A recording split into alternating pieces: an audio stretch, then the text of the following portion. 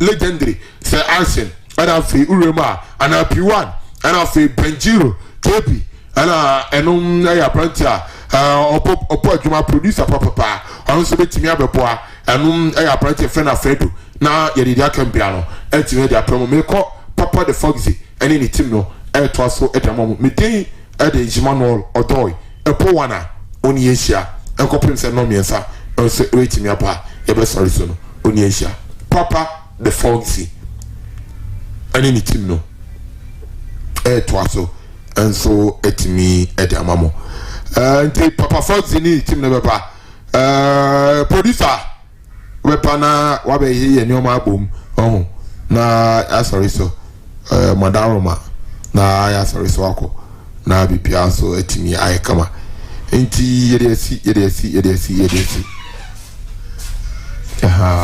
yedesi yako Papa the Foxy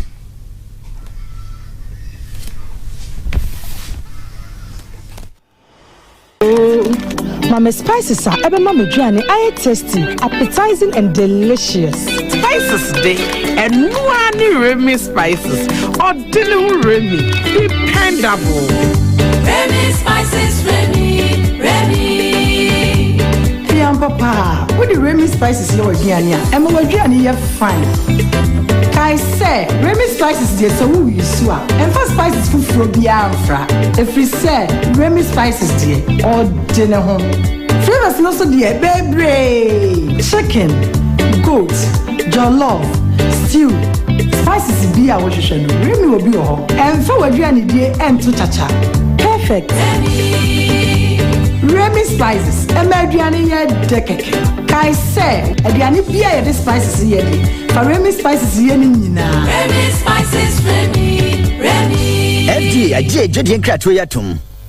Anti amanano buami o chire me big Georgido Ventures amekọ ye share there was some kana mana ye na so nim se me nkyira wo baby phone na me ma wo nkọ baby nso aye bebu o big Georgido Ventures ebaka ho accessories any decorations na bi woni hono 4-wheel drive ho niema ne awode hihya na bonten any interior decoration car seat leather papa any mirror cool cap enioma ebeboa ma wo car no aye fe ni nyina wo kona so ya ebi ewo ho wo ba pickups bucket no ne leather ye de kata so nya ebo nche ne ncha betimi atia so afro car no dade aye de bo animu ni akira emaka ne bambo ya obi de pin wana wo de pin obi a wo car ense ni nyina wo bi na wo san so ton American cars enti wudru na so ye ho dia na wawie bibia fa car ho bia eya accessories any decorations ubenya bi ato big Georgido Ventures ne ho nya yira kwan Kumasi Swabe roundabout ya ne waterworks first gate no ene di hwe ni mu upeja wuti abehu ya signboard ne se wo ho ko ye se wa amoka bebre baby cry woni kire big Georgido Ventures na omwa 0244652230 big Georgido Ventures come on your papa party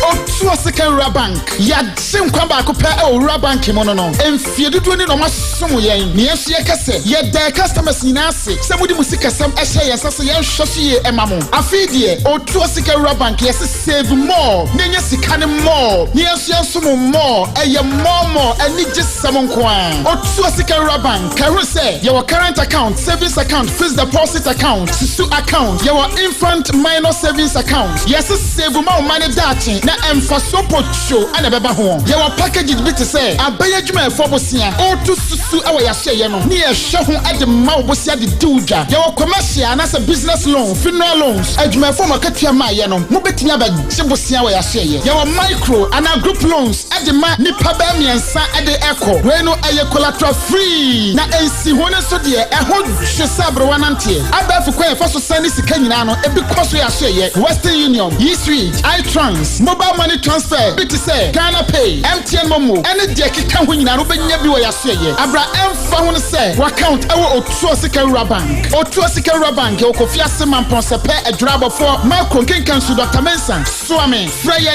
ewo 0504842957 Otua Security Bank wa chinkwa ba ko pe ewo bank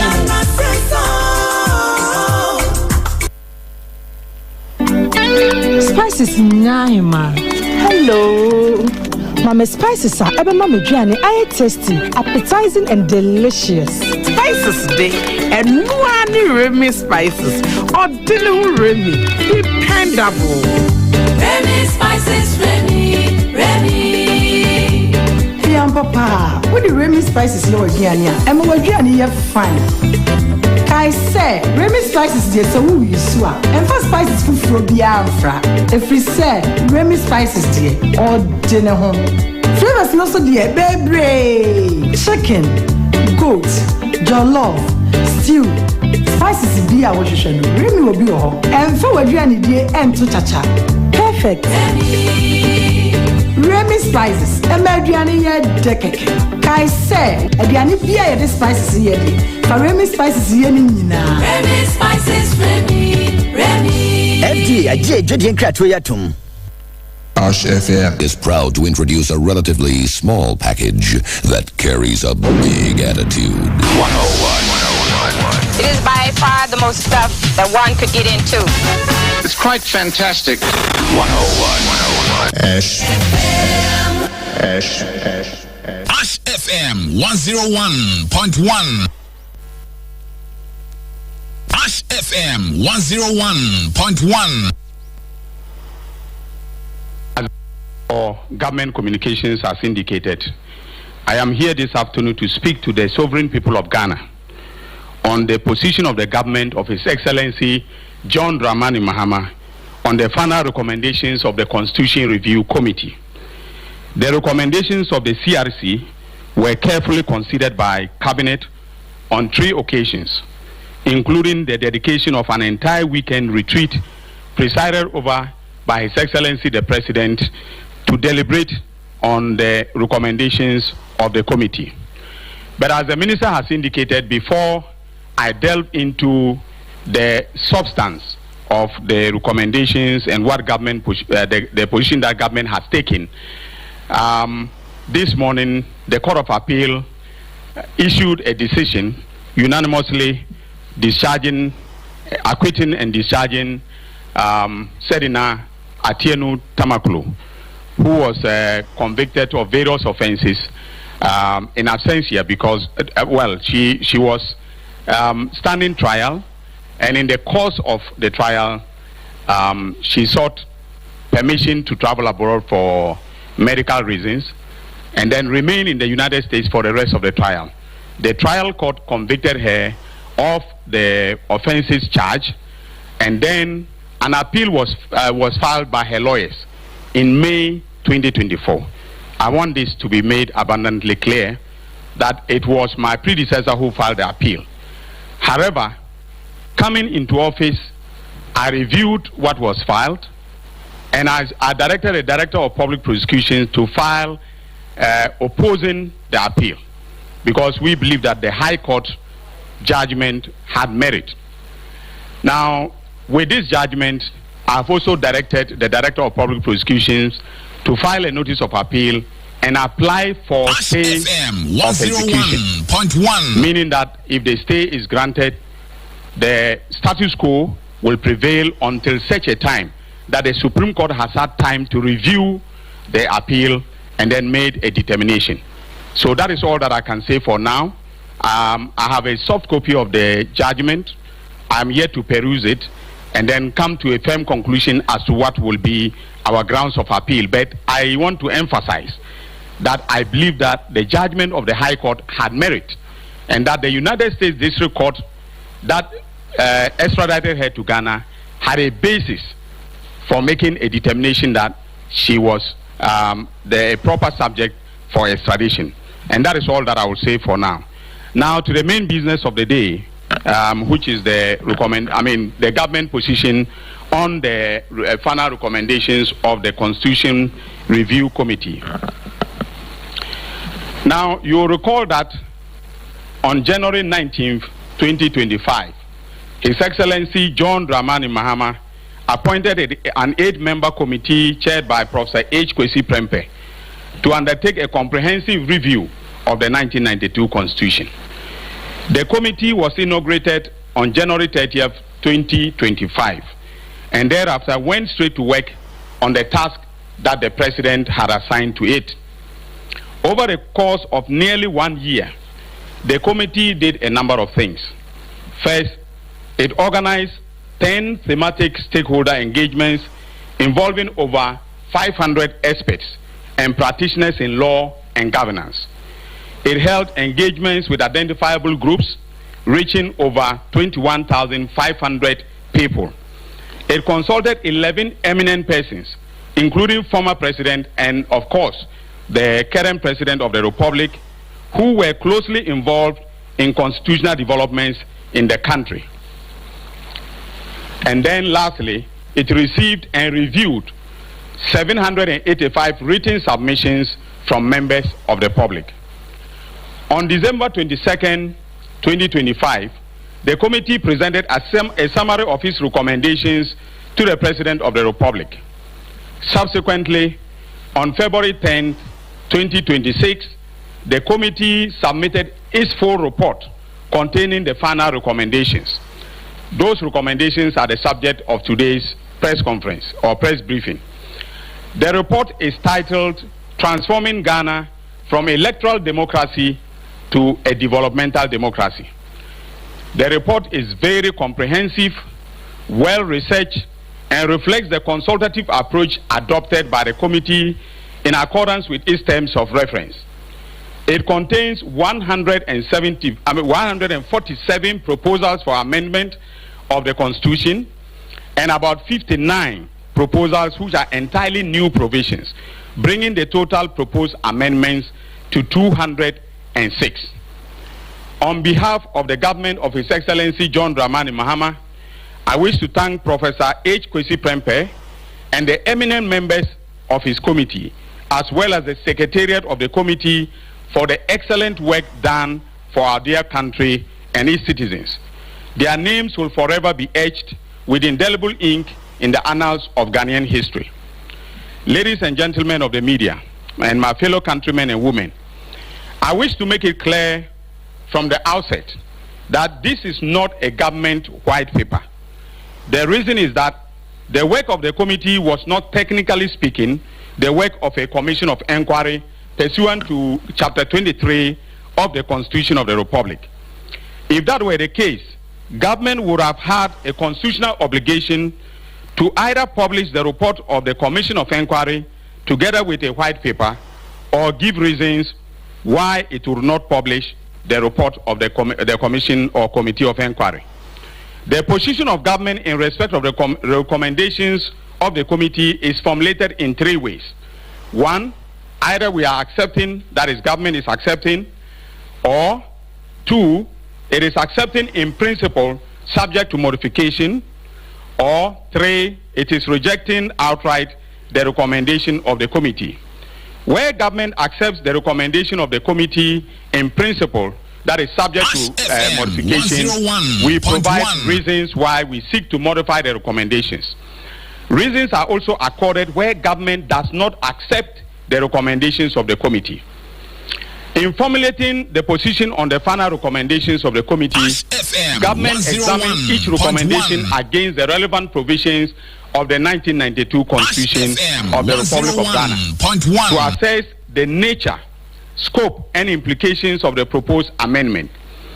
Each recommendation was then subjected to rigorous constitutional and legal analysis, including whether it touched on entrenched or non-entrenched provisions of the Constitution, and whether its underlying objective could be achieved through other legislative or administrative means.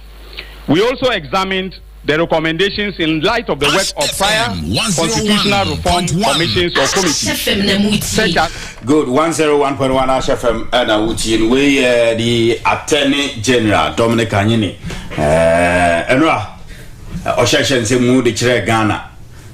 Ochechen semu ade chire se intie de ekosuni yo yate yaso ye be kan de ade ja no pe yen kamum na yentenase na fi enkomo no yenhwi ngo se de se pa pe na Friday we do always say thank God it's Friday ye na nyame ase se ende so ye Friday na wa ma Friday aba beto yen anipa bebre na wotwe ase nipa bebre Monday ase nipa bebre start for Sunday.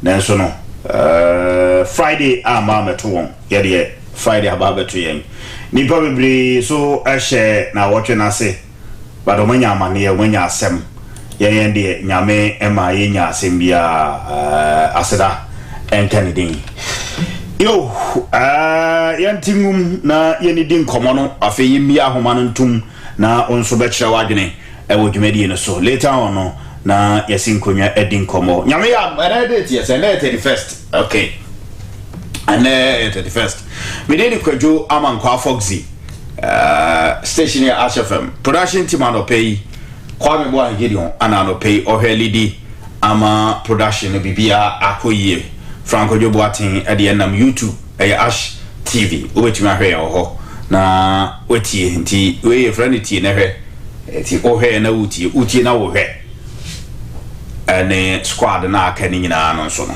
yemu bia akwaba emfa emredwumedi no eso ochina your 1st August now starting from tomorrow petrol price set to sharp rise from ochina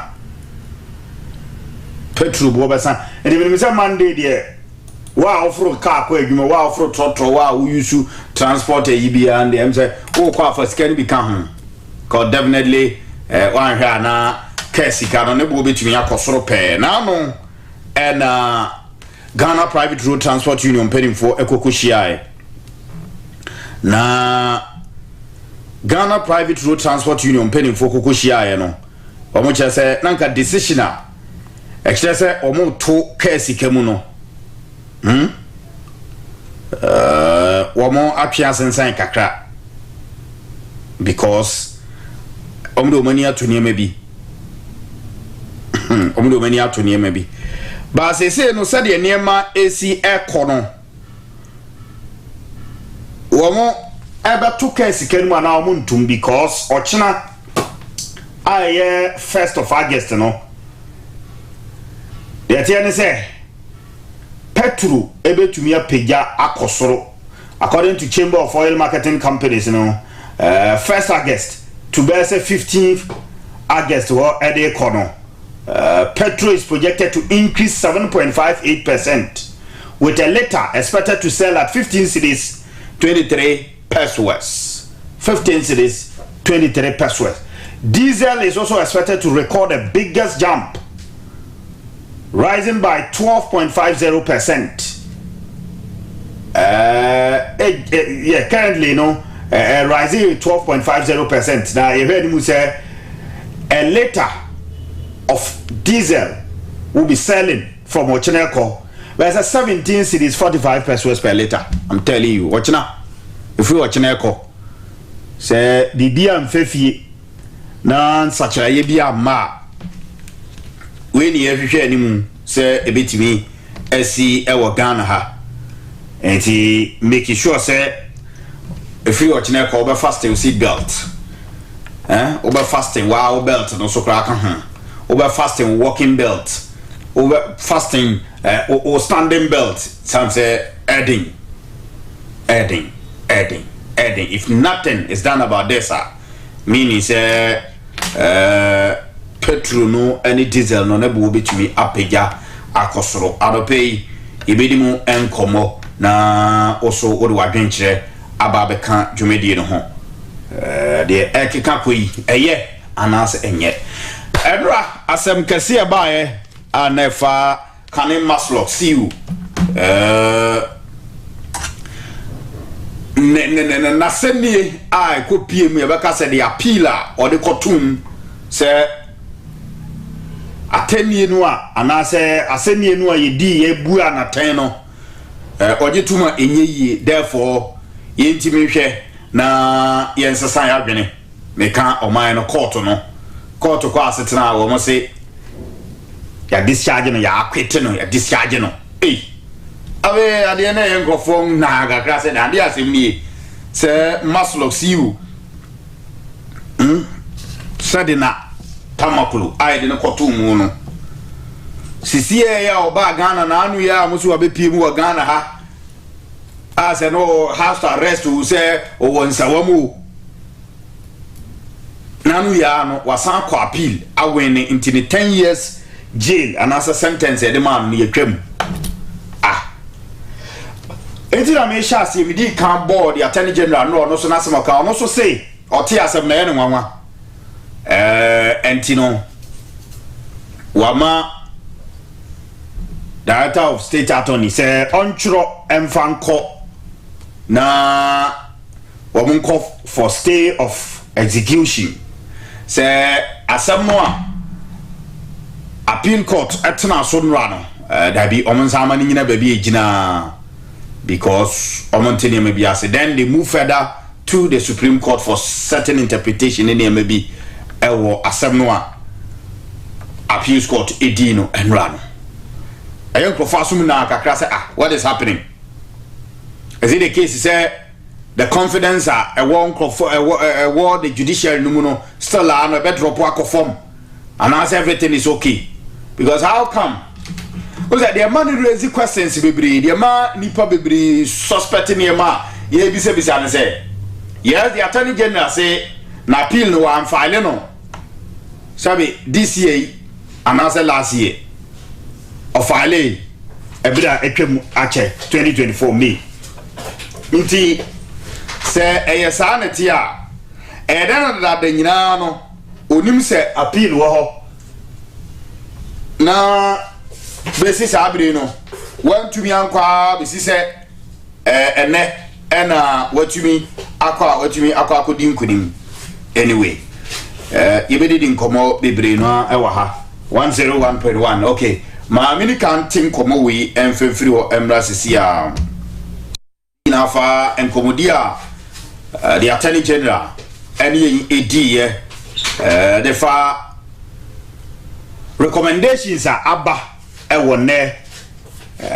committee aye pa o so muntimi hwe ne ye constitution no yenyen sachira ne ne makakra ewo mu no mu bi o de ba ne se no ye beto aba e de eyi ye MMDCs no na kwan ya befa so a ye betumi ato aba no the president will nominate anya hwe no oba ba ko ebeka ho then yakwa akoto aba ho nsem no bebre ma yenko na ye de opanyi ba ko eba enkrum kuma mamu ne mpuntu mu a o nimdie ewom wadi aban krache panyi ni so pan ye de nkonko din komo ewa homa so na go beri akoya former MC German South ma me ne honorable nkodi komo on this and the recommendation the aba say yenko nkoto aba no initially NPP aban started bisa but as to how ani ebeto aba na di nchinyuahye by ma even within party na nkasa kra no na nchichemu ase we see okay president denyi we so say ya ni nko yinti ase the division by ya Ghana for mu now the recommendation the aba the position president be taking on the election of MMDCs in saying the city on one of pay match Major so many for the net saying Ola boko uyi de wadogi na free mu a eye Foxzy me dog na this week say Mr. Kumasi o dream him say eja o be frame me so say me nim honorable foster besi abro anya nkwampa dia na odna batwe e won na na nom di enim so wa be sha hadin I was say all this one best bosumi me ni na ye party adwuma e wo constituency level yes see no ka won na ma yi kwan ma program so na sabe ya bidim say ye ba be true region ye wie no a na dia ka dey dia man national for na just ye na ye won kura se no dey ye wie ye dey na ye no mo be e cross wa ye adwuma se na ye ne dada no anti what FM 101.1 asumyenka ladinda okay honorable anope yenin common share say recommendation committee aye pa o so muntimi hwe na yenyen sachira ye ewo ye constitution no emu sanse ehia amendments ne ma hudu bebre no mu ba ko mo dia ba fa wo akache aye di hu nkomo local governance no and say MMDCs no this time ye koye nimu no o ma recommend say ye nkoto wonom so aba this is not the first time e bia ba under my administration and now danko Akufo-Addo administration o propose sa de na ma fe hu nsem no be ye bebre edu ba bi NDC angasa no mo support edu ba bi o man support biem e ma ase mutei now the recommendation as am be wo hwe kwan a ese ye be fa so na ye ba be yina e no mum bebo Foxzy match out na match out chief for match out producers ina The mechanism Ashh FM 101.1 and the Atusono, rather unfortunate. Very, very, very unfortunate. You see, the problem we have in this country is about dishonesty and the hypocrisy. And they come on my way. When we are proposal, we are government white people no a day ban. We are back to square one. Okay. The only Sakaya of a person ever ban say, Yabama Yakwakotwaba, Nayakotrabana. Can assure you, say, a bedroom baby, a Yakwakotwabano. Political party be our power, one nominated say, 5 now, Public Service Commission, that could be and son. There's a Bako SAO bar, not Yamato Mosabano. That political party now power no one and for a betrabano. Okay. The other side, no, see, say, it's business as usual. Political party not Yakuyaso and what we in Crawford or see and control Mosaba. Until you see that we record low turnout at local level and Crawford control. Say MPP in the power and the 175 Eco Public Service Commission and the Yakoyo interview about the Yametro Mwamba. Ashh FM 101.1 because there is no way a buyer out here could just nominate Nipa 5 or MPP in the war for NDC and this in the war for MPP. No, it will never happen because of the kind of politics we do in Ghana. Okay. But Nipa no more in India as a war so between me as a they will never nominate them. Maybe because me personally with Jamaica South. Say Emma say you see a be nomination na Nipa 5 president and nominate here. Me am it here send me one in the said because they know my political affiliation. Meanwhile, every another constituency in any say Nipa Simasinanka ye told the Swaba man BMG but president not limited to Nipa no Kwamba. Because yes, the president never nominated. The recommendation will come from constituency executives. Yeah. Because president Nipa no one get the constituency bia. And the America say here for and the best search, you know. The political party no want power no. They call for the constituency level and the best search, you know. The same as the government appointees now do Moko assembly, no. We say all the time party be a want power bia no. They call for and the do Moko go I be 30%. Enti Miss ha proposal we are over there ba na omoka say president Nelson nominate Nipa 5 na ye do omoko public service na ekoyi mu miensa na ye do omba ye beto omo so aba no it is a non-starter. Look, say me na me wo me electoral area na me constituency level and say me district level na president ko nominate Nipa 5 na be me to aba bi na say Nipa 5 na president you oburi na obi enu a me na nka me ka say enko to aba ye blame free for one come to aba ma no me president dey impose to say Nipa 5 ni na on there ye public service commission na ye koye interview ni Nipa miensa say Nipa miensa na ye do mo ba no e bia me ya me to aba wo ho no say Nipa miensa na obi enu a oye me taste ya me ka say nka me to aba ma no because I don't see any one of them as being competent to manage the municipality.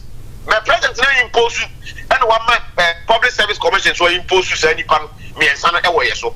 Enti wonni option bi ase obeka say wo sound sir. Then say Nipa 5 na Nipa me and sana president ya propose say omo e na yenkoto omo to aba no. Enti sa de we omo aye ne de. Media. Sheda ba kuna na ewo ho no ati say president because we ye do omo ko public service commission. Yeah. For your interview na you answer. That na ewo ho no. And also say president never nominate enu Nipa baako. Or nominating Nipa baako na assembly members be kwa akoto ne so aba confirm no. So what is the difference? What is the difference? Assembly members say we say yen so timamufo no na yato aba yi assembly members na ye do one assembly ho. Okay. And then the embassy say what is the difference? You see the America say ye hypocrisy no. Fancy ade we magia chi papa the ban in 2019 no nyina president Kufu at the time no. I was part of it. The nationwide sensitization Ghana baby and Wabanko we call baby na political parties in a brand na ye sensitization no ye started wakra no nyina ye stakeholders engagement no. All the political parties MPP, NDC, I can't remember the CPP. We knew for Kabila and I know you're more representative. I'll be very glad to say kind of a movie interview Kwabra now on the perspective. Okay, we'll try and get to and then not or constitutional review committee for the chairman. He was part of it. Yeah, Yeah, Obunyina proposed and said, let's have this election based on partisanship. Because there is no way you have local level elections in Ghana. No, because MPP and NDC do not be involved. But when it is assembly based elections here, I mean, yes, I am non-partisan. But million funds you are which we will send you one quarter. Can you tell me, say, assembly based elections are non-partisan? David. Political parties, you know, equal primaries, equal electoral area. No more you are municipal, that as an electoral area, no more you swap. They do it both MPP and DC.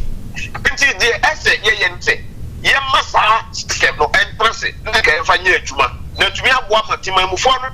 So any MPP, so any NDC, say Nipano, you know, MPP in the same, but it's a two parliamentary elections and they will go out there and vote. And no problem, popular participation at local level now. Because immediately you involve the political parties at local level. No, political parties now. Enya wisimu emo mu do mo hye sa adwuma no na de yaye de sese de sese ya na de ko the next elections na I tell you say aban bi a o power the microphone kwa na beto abayi MNDC. So now does that mean say the work can say e ban say na say the recommendation only proposal and tell say president of the day and e be yin crofo now o he you know when buy no so the tenure of the president is like the same as the tenure of the MMDC ne be you know and the same as the president the meaning say o ba nipa be you know o kwa won na ko so more or less na ko as appointment na say appointee say do mo ko assembly na the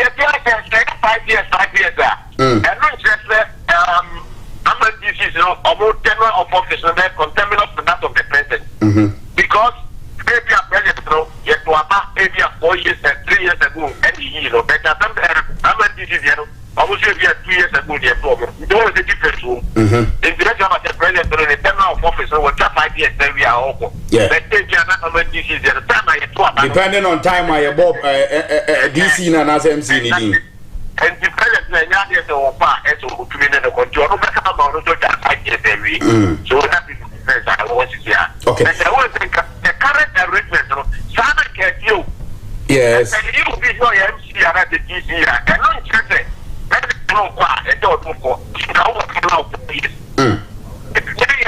now constitution no akata article 243 no e ma president point say on the year MNDC or nominate you no after the president question only a terminate MNDC appointment abra on my residence to a terminate here in the event where you net not president to terminate appointment okay it is not the arrangement I always here and I think that it's not the quite arrangement here you see out there many of us here they have war my M1 the democracy I can want to know we are powerful not go just go how mayors are elected in UK.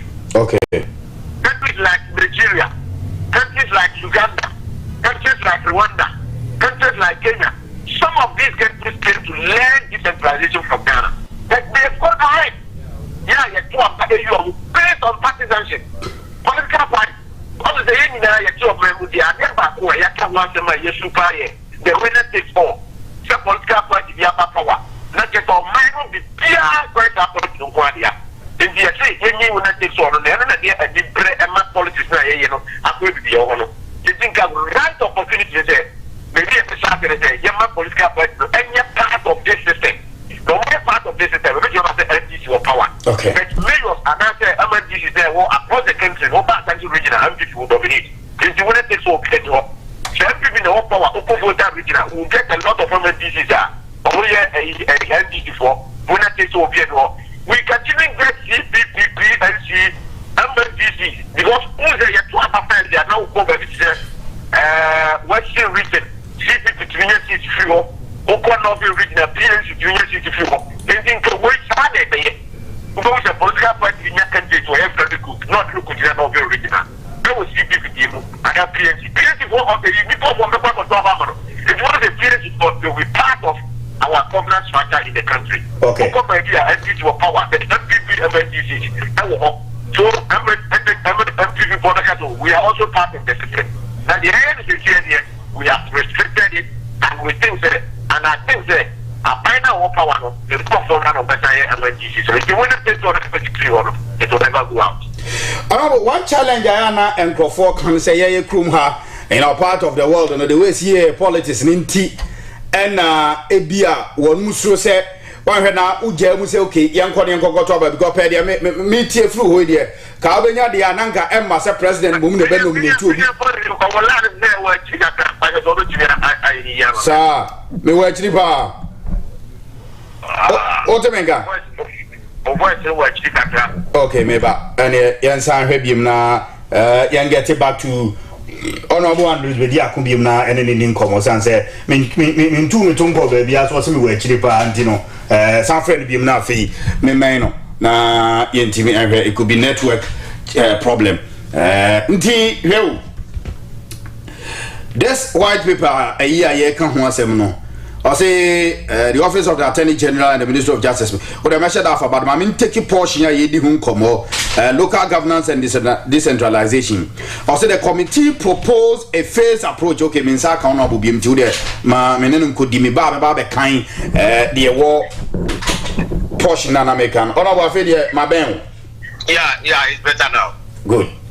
The American is a challenge and be war permit the work and ya. Na enikwa say recommendation propose say be a mampanyini mum the best select and no be nominating Crawford because they all can say NDC or power then ya MMDC so be nominating president be bia obeying Crawford NPP or power obeying Crawford but the Crawford say yeah kind of politics here na so why you careful so any pan ba no case be sabotage o why na ko you before fra because here when is here German South is here honorable Andrews be dia ko benya ananka MPP na wa bem menim nipa MC was is ono so benya na NDC na wabem so senkaneya NDC wabem ye nominate honorable Andrews be dia akose be ye MC ya won't you sabotage NDC sa na se DC was is ya na MC was is ya so no se MPP ba bem no nominate ono a on sabotage MPP media o sabotage na o mo kasa se no mo ka medwe ho amenti ase okay because Ashh 101.1 now represent no they will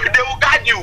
They will be watching you because your performance will have a rippling effect on the political party that you are representing. Until you do be more planner and now so person or party bapa want to know you do a lot of work you bet we have one man party go for you say ah na go for you the MC grab on look at their performance.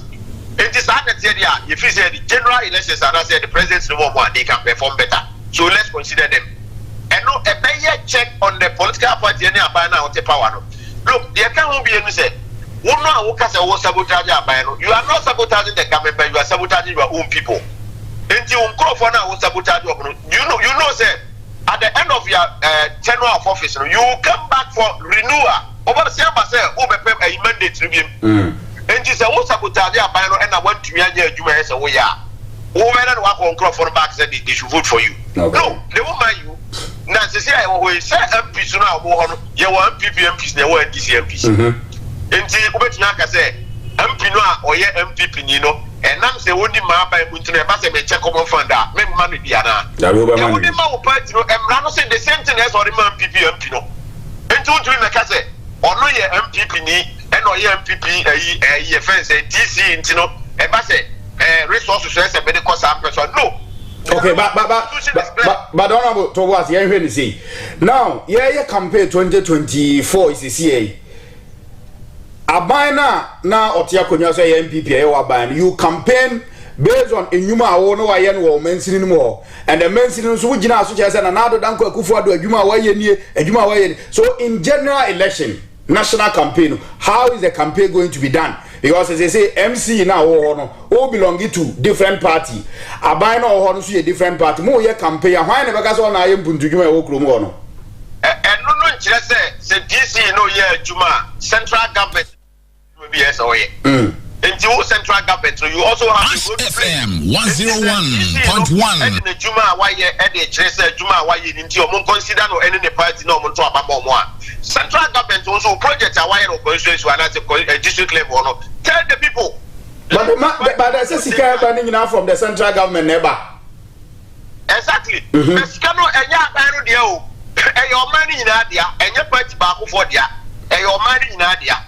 And but Fonzie, Mamma Chod, I'm a year baby. The question is that the BA say, I Adenti and the 1992 constitution in such a way say you better about a president, you better about a MPs based on partisanship. Now so a true local level no dia say you cast a president or nominate. You see, it was a smart way to control the people at the local level by the central government. Because nipa na o local level or a lot of influence nipa no mo ntisa ban sa na tie dia me am here executive, I can't control the MPs, but I should be in a position to control the MNDCs at the local level to my advantage as a government.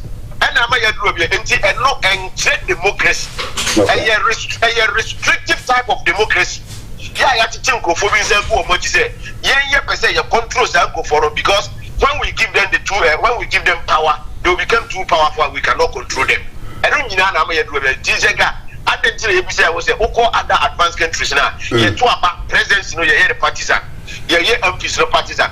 You're MNDCs, no partisan. I didn't know Ghana could do a same manage partisanship. Okay. We can't just say, you're 3 years, a day waiting every year. NDC for pure more last minute, and I'm saying threshold, no, not yet to meet here. Yeah, President Gassi and Princess, and we, the committee advised the president to say, baby, I didn't know political parties are more abattoir. Na party bakwa ye to aba utumia a friends more than 30%, 40%. Now the threshold for the referendum no say a year not less than 75 and the 45% approval. Na party bakwa say what kind of free man. Definitely who to me yes no, but who nya the threshold until you hear say you catch a president say you suspend the no. But you really know I was the administrator of Nala. Yeah, this current speaker of parliament Abambabe, I don't know your speaker. You go sral. And you can't say, "Oh, can not queen today?" Say, "Or not the Saudi way." Or any say, "The party is a room." Me was part of the NDC. Then Kababia Yadus here. The only way to go is to have elections of MNDCs based on partisanship. I'm telling you, sir, these are worse from Shikapaben. Okay, I see. So what I said that these people cannot advise the government to say the whole year, yes, I say, you know, the whole year, the said the Kukono, Quintiana, they are buying on, I didn't pass on by exactly. And I think that as a kind of voice, sorry, I said, baby, I know your friends and no more challenge. They said, you can't be free for all. So we are contest here. Saturday, me as argument in this is one of my arguments now. Then they did not understand it because you can't say. Yeah, ma contest say about the trouble MNDCs here. Now you hear NDC forecast say, "I'm filing for MNDCs." Oh, this it be a nipa 57. Ashh 101.1. I say, "But say you back to aba." Sad a ballot paper they better appreciate.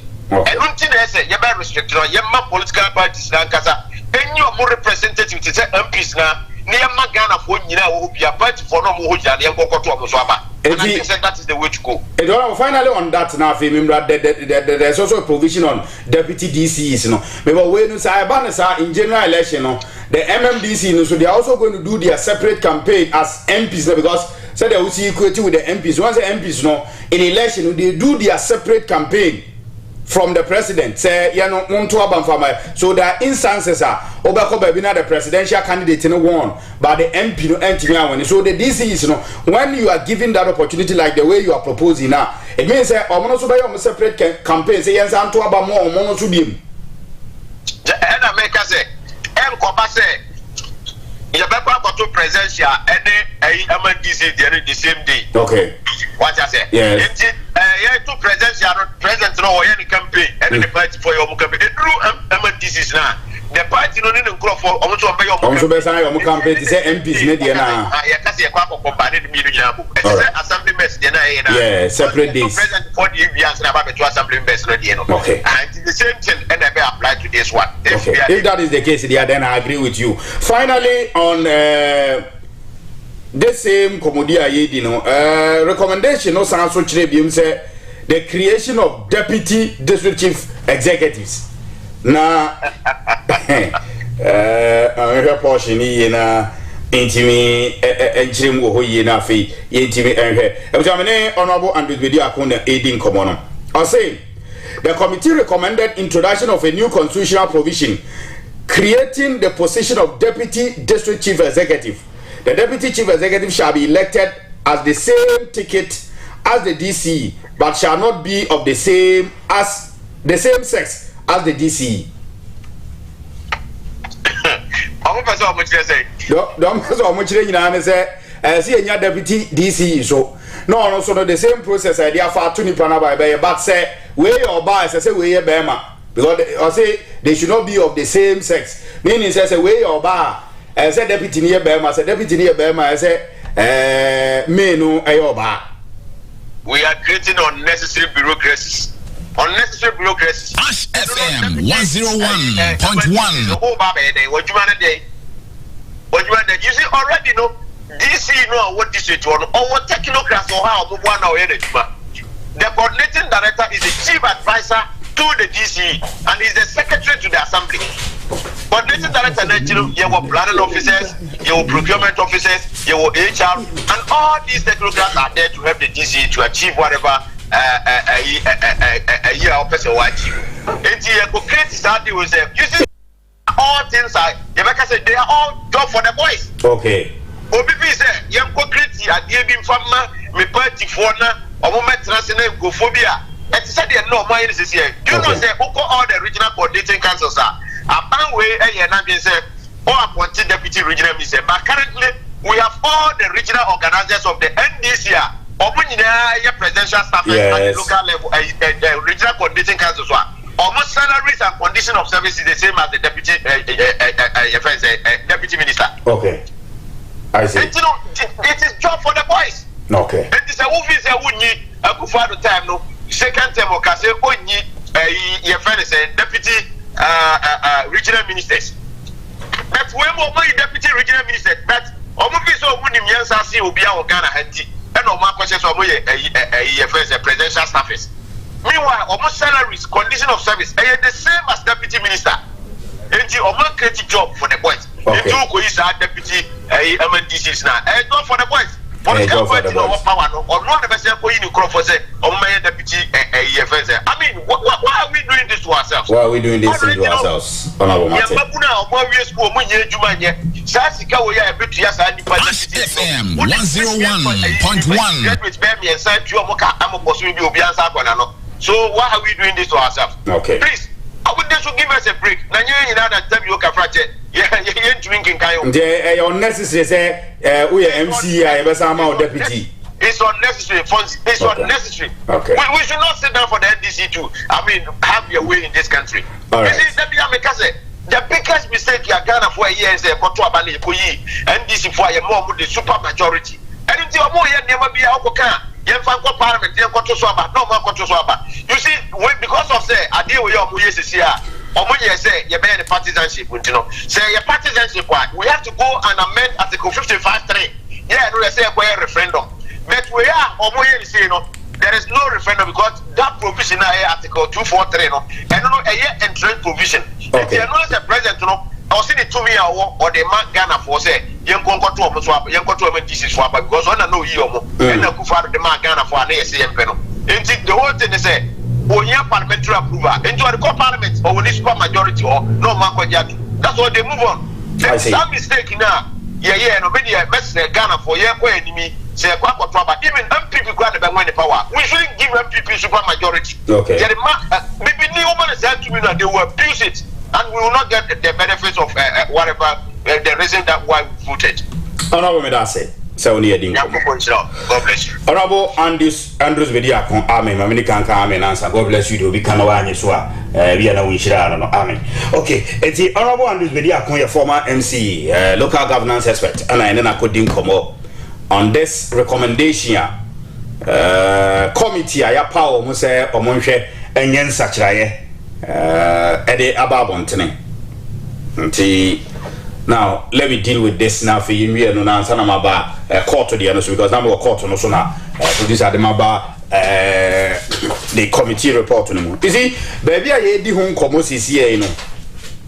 The committee report on the by under local government and decentralization, you know. Also, the committee proposed a phased approach to elect DCs as part of broader decentralization and devolution package. The right to elect DC will be tied to district capacity to assume greater financial and administrative responsibility, meaning not all districts would qualify to elect their DC at once. The proposed development commission would manage the guide process based on constitutional or statutory criteria.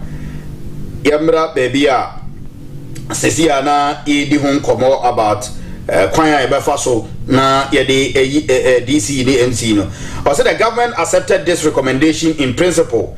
Electing DCs depends democracy and align local executive accountability with democratic values of this constitution. Government, however, takes the position that all district chief executives shall be elected, or they should be elected rather. The president will nominate 5 persons, 2 of whom shall be women.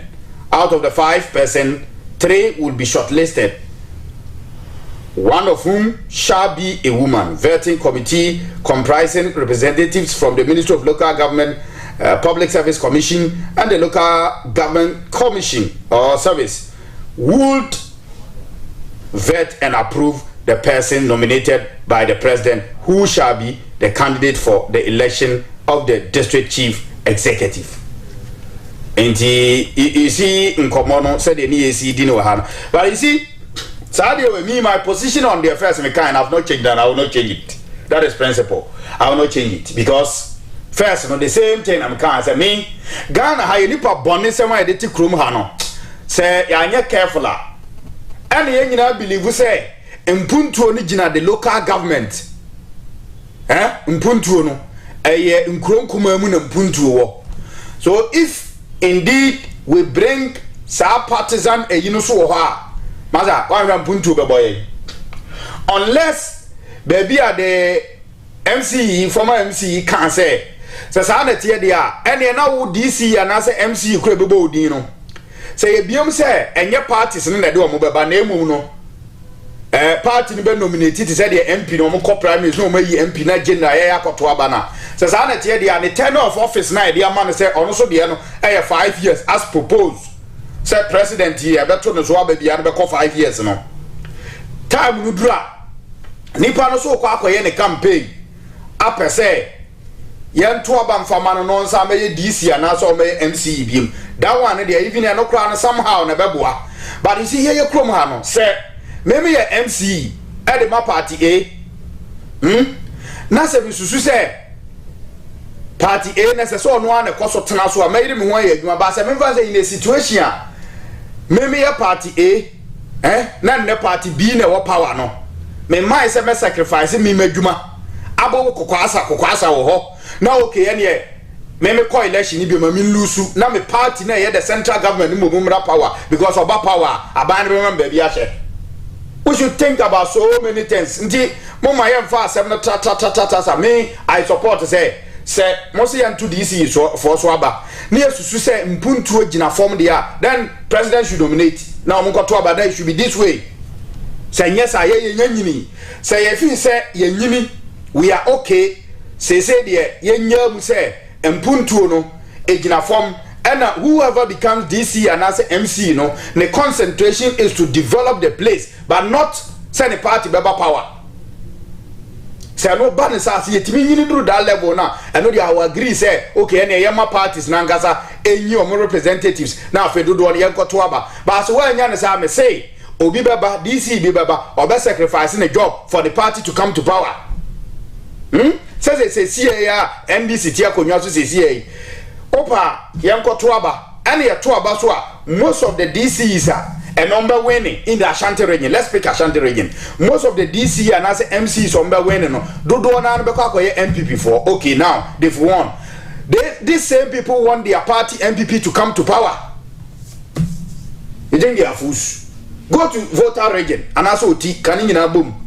Most of the MCs and DCs who will win will be NDC people because you to about do a deeper do vote and you think do about NDC. So most of the MDCs no say MPP or power, most of them no NDC for. Now they also want their party NDC to come to power. They will sacrifice their job. Now fe no abai na gina so abebisa say and also opposition na gina so abebisa say party we by the adwuma no why no district we mu di amount ye wu hwe party we by amakwan te sen ye nye hwe and ye monse sa ban na for masasa no nti DC na sacrifice na adwuma e di amount the central government oga ye gimi. So we should be careful about how we in dealing with these things. Say you feel say you pempuntu ni be partisan approach na ye dey take krom hand ya, then I will support that, but my position first no time and another don't this was my position and this is saying my position. I make candidature say ye krom hand party say me didn't crofo trim chempuntu into ono on mine say adwuma ye beka che nse onye no ematemamufo ni nya fa hudie nya mpuntu ne party nti na ngade nti ne yete krom ha asem a beko court ne no NDC hunu ni different o china sa asem kro na edane a NDC be hunu ni different MPP asem an na wo court ne sesiye ya mo kam sesiye if it gets to their turn this same issues about they also speak different language ogas o ma say they look at party no interest first. They always, these political parties always think about their political party. I don't know here no. Nanka denti nanka nipa bako. Wa no timi dane kwa ene kwa china no aba ha. His Excellency John Dramani Mahama be ka kire say Supreme Court a unanimous FC. He doesn't see the reason or why the BI the asem kokota.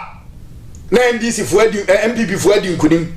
They be some kokota na MPP fu edi nkunim e kire se court ho no na do danko akufu ado apake ho fast forward yakoto aba dane His Excellency John Dramani Mahama bayi say ono su chief justice on na appointed now ye the assembly aso kwa na ne nkrofo edi bem it can we also say John Dramani Mahama Ghana man pe ono so apake court na the assembly o kati a ebre na etwem na den oba aba mu dia and then he's not speaking against the same thing. You see people Ghana na e wono sa na yete we love our political parties more than this country na wo hono. We should be careful about sa MMDC aban. I think so for now nipa wo Ghana de this position I support it say yemfa we mum na nya adwuma party bi obeba bi ono a nominate ne nkrofo no no ane nkrofo nya adwuma obo feli ani ya jaw mu nyina kwan na omko danse ye ba ye ni se ya frafra no ya ye to mpuntu be boyen party do so abo nsa fe dane kwa na dana ba ha emfa bibia amfa ma. So let's maintain this position say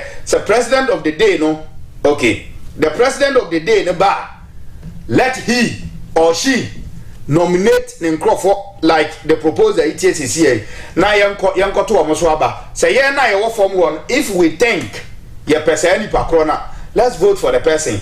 If you think you will not patronize because you don't belong to that political party, it is our case. Now, on what you among Crawford, it is NDC and Wabem, we says, Juma. President of the day, who belongs to the NDC, should nominate Nen Crawford or the Bai Batu Moswaba. MPP Babema, President of the day, should nominate Nen Crawford for Momrado Mobile Batu so that Omumi Nube to that cohesion in the year Juma. Na yes sir, because honorable the Toto say UK, men check the work. But UK, you cannot bring UK here. UK ni adwene nko na adwene nko. Na nka ye UK ni adwene nko na adwene nko a kana no hwetema. Baby a ye fish ba begu nkrofo ni bini wo ho. Baby a de nam begu o, na ni pe ni bini. Ni ewia ya boabo anam na no fish na ye yidi egu aboabo no. Na ya san de aba because mpona no ho na nkrofo ni bini wo ho. UK ni bias and we. So how do you compare? You cannot compare UK ni mfa metoga. Ga bibinina no de adwene way trim no. E different from the double ni trim. So we should wait. Sebra no so. Now if you say okay, Ghana no baby as say yedru no. Ye hu die no ekon kan ye interest in amanyosemu no. And as a partisan style no ye jai na emom no we are thinking about the nation. Enu ano no de ye nyaima na afa ye timamufo na no. Political parties no ekoye omo primaries na omo de obi ba se we DC MPP fo ayo omo de NDC ayo omo de CPP ayo omo de na fo omo de aba na ato omo so aba te se de ye to MPs ne de no because now MPs no enye the sole agent for development.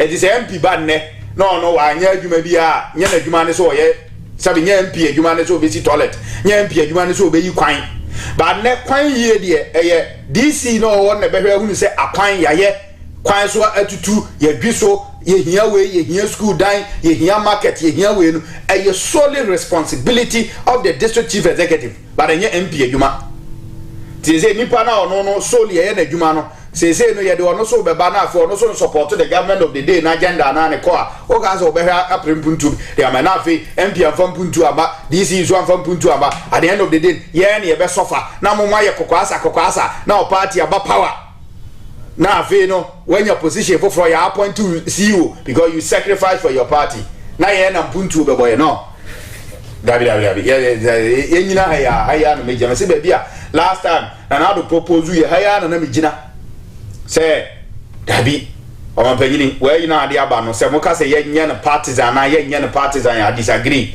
we should make it partisan say a party na ni amfa ni pamra na ye nto no so aba ti no a recommendation join your live on Facebook na no pay yentimi eni nkobo ewo ha join your live na yentimi eni enkobo no but and also president the no so you propose to say the tenure of a president it should be 5 years we should add additional year to current 1 year woman says here na so what you saying maybe ahoma no tuma no wa be kire wa dwene me say yes a president so yam for 1 year and can ho I'm not saying he's a president or tell you you say ye bibia agi bibia tun wi a na bibia yo okay a ye to Obama president bia no a the term of office no should be 5 years and the reason is you say 1 year no first year na president beba no or the year appointment or the year we and after the last year no of the president no so no and so for campaign it is say currently we have a situation where we say first year for appointment last year transition and appointment and then last year for campaign so one not free ma two free president of the day no enya only 2 years I want the first time no only 2 years no nya I said that the transfer or the year you ma 2 years because first year so the appointment last year the year campaign into 2 years and winya it is anati I am for 1 year meka ho na nya 5 years what do you saying yeah for adwen chebra me match them adwen wo ho yes I'm also Ghanaian I'm also human being yeah live on Facebook this is where yeah educative program yeah kan ho yeah kan adwen out to say also be bana so ba be count there ususu say the tenure of president no yeah for 1 year and count na nya 5 years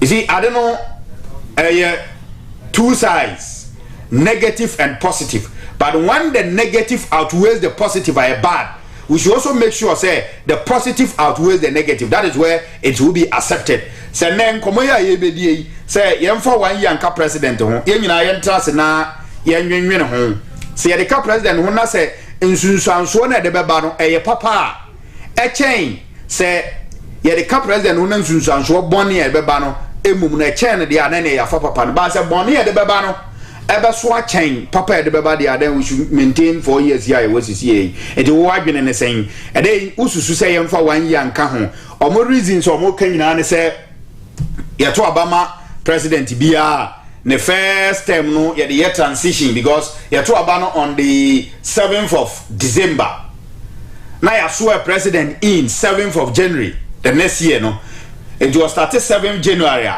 or the back that time no transition afeni ye dani aban ye say president ibe yin nkrofo we no free ha bia na at the time no crown say situation home this is na no mo ho no omunya nko fie afei na ye be twro letter e de ama mo say de munyina no president asake munyina mu nko fie say ye nyanto mo so aba na dada ya na ewuma munyina mu nko fie afei be wie si wo samo ho obi amfa na dwuma nto obi anko fie eti ye be ye sa na menyina be wie afei president no be hyase afei me minister for what be minister for this me CEO we onwie ni nyina no na afei atwam na odi afei be sa na me nyina eti won tinsim so oye adwuma no na chese over the second year mu no for this reason ti and afei you could do the last year no so afei president air commission project because ye campaign or say seeking for re-election crowd is dangerous because on your time one na mo ye campaign cover sa and that year no election year no the campaign Breben no president nya or the year juma only 2 years. Tiemfa ba ko meka ho na nya 3 years mano. Now there so say ba ko first year no san say ba ko last year na when you 3 good years etimi dia year juma. One empedifo ya adwene. Ye be bia ho mana tumbre sem na o de wadwen kire aba be kan jumadi no na yetimi edi enkomo no. Komo wana. Okay. And yeah, ma yenhwe intimi enye we info na afi min ko break mra me ba meka kakra na afi ya ba the court issue no so sedena tamaklu na sem no ne the attorney general so akande afa ho positions ni ade okay yenin komo ewa ha 101.1 okay mate ti yenin komo ewa ha na anopei yenko yenim yene Public Relations Officer at the Ghana Registered Nurses and Midwives Association, Mr. Philemon Japan, encoding Komo Ewo Ahumano so on the issue AC war Techiman Krobo nursing and midwifery school no emu. Now, very say school for ni nanko fi say do mapam sa jado. Okay. Ade ma min ko we mrasis ya, be we ma me na fi. Yetimi enhwe and say line at theater form there we free home am is here na afi yamba na yetimi emedi enkomo no ha okay nti anu akra bodada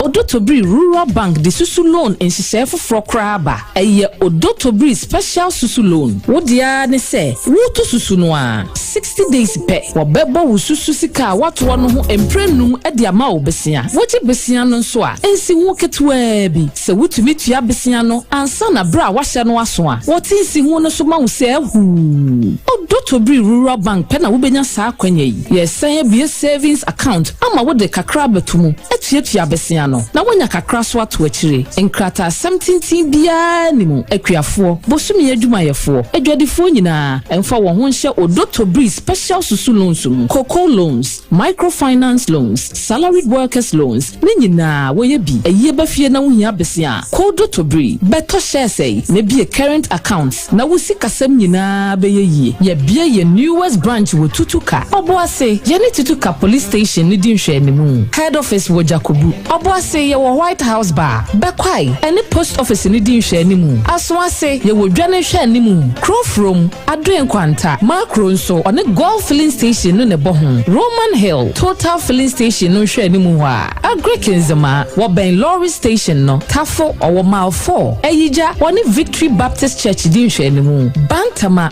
NTN office nhwe animu pe Ebuakwa owo Roman Catholic Church Credit Union building no mu oben Ebuakwa police station no Santase runabout owo Lavicus Hotel echipe oni Asokwa taxi station ni di nhwe animu fre 032209144 ana 0243710784 Odotobri Rural Bank where business grows.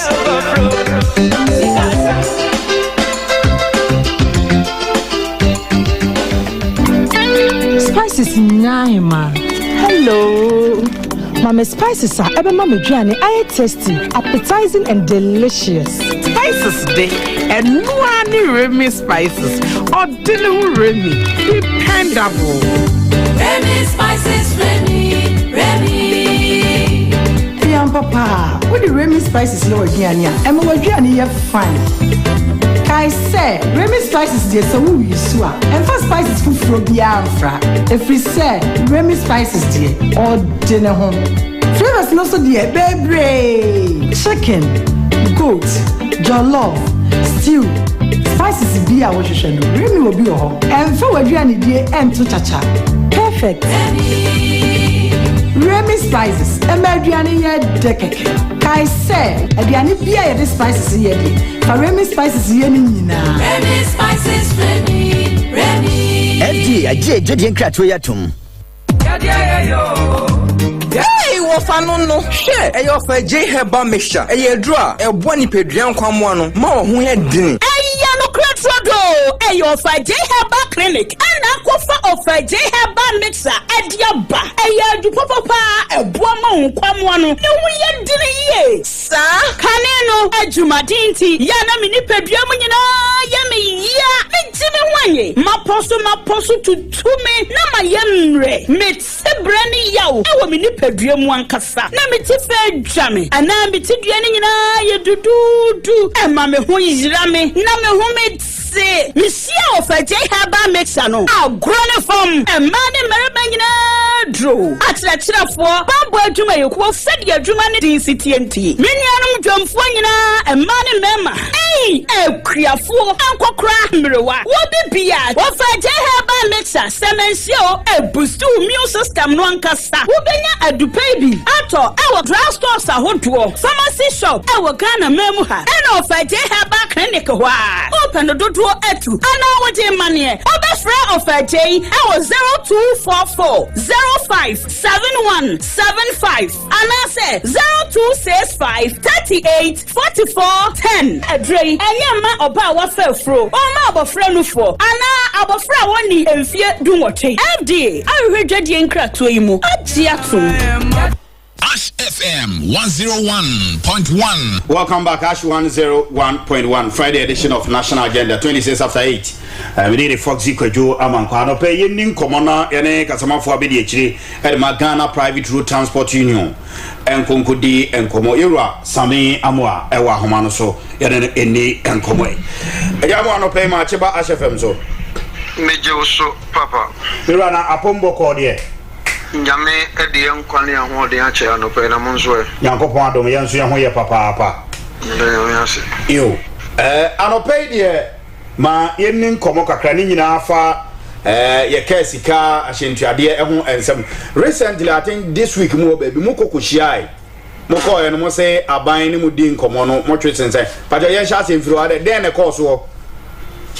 Okay, me da say Papa ma minchia wo de watiefo nyina no pay de ekoso nyina ne say yankobodi ani ye di ahase say ye percent ye to cash duabu mu by 30% no na nkobodi di kan ne say nka banhwe na onye bibi emfamfa no ma ye di dwuma no de titiru ni fango bo na epeja de mu no na ban etimi ye bibi kakra fa ho de a ene nka ye nkoto cash duabu nti enu na ye nkomodi no enti enu mu no ebra osuefo na ohwe ya shenka juma no so me chere transport minister ne mpenu for free no ye de ase ni koto pro so me bubu hu ama omoso gitumu so wampa ye hwe se de aniama akone de a ene nhihye a ye ne omwo ewo baby afango bo ne ada tension kudu ase atum de na ese atum na emum no obesre se ye nyina ye nimpefe se ahyentuabo kosoro pepepe na bibia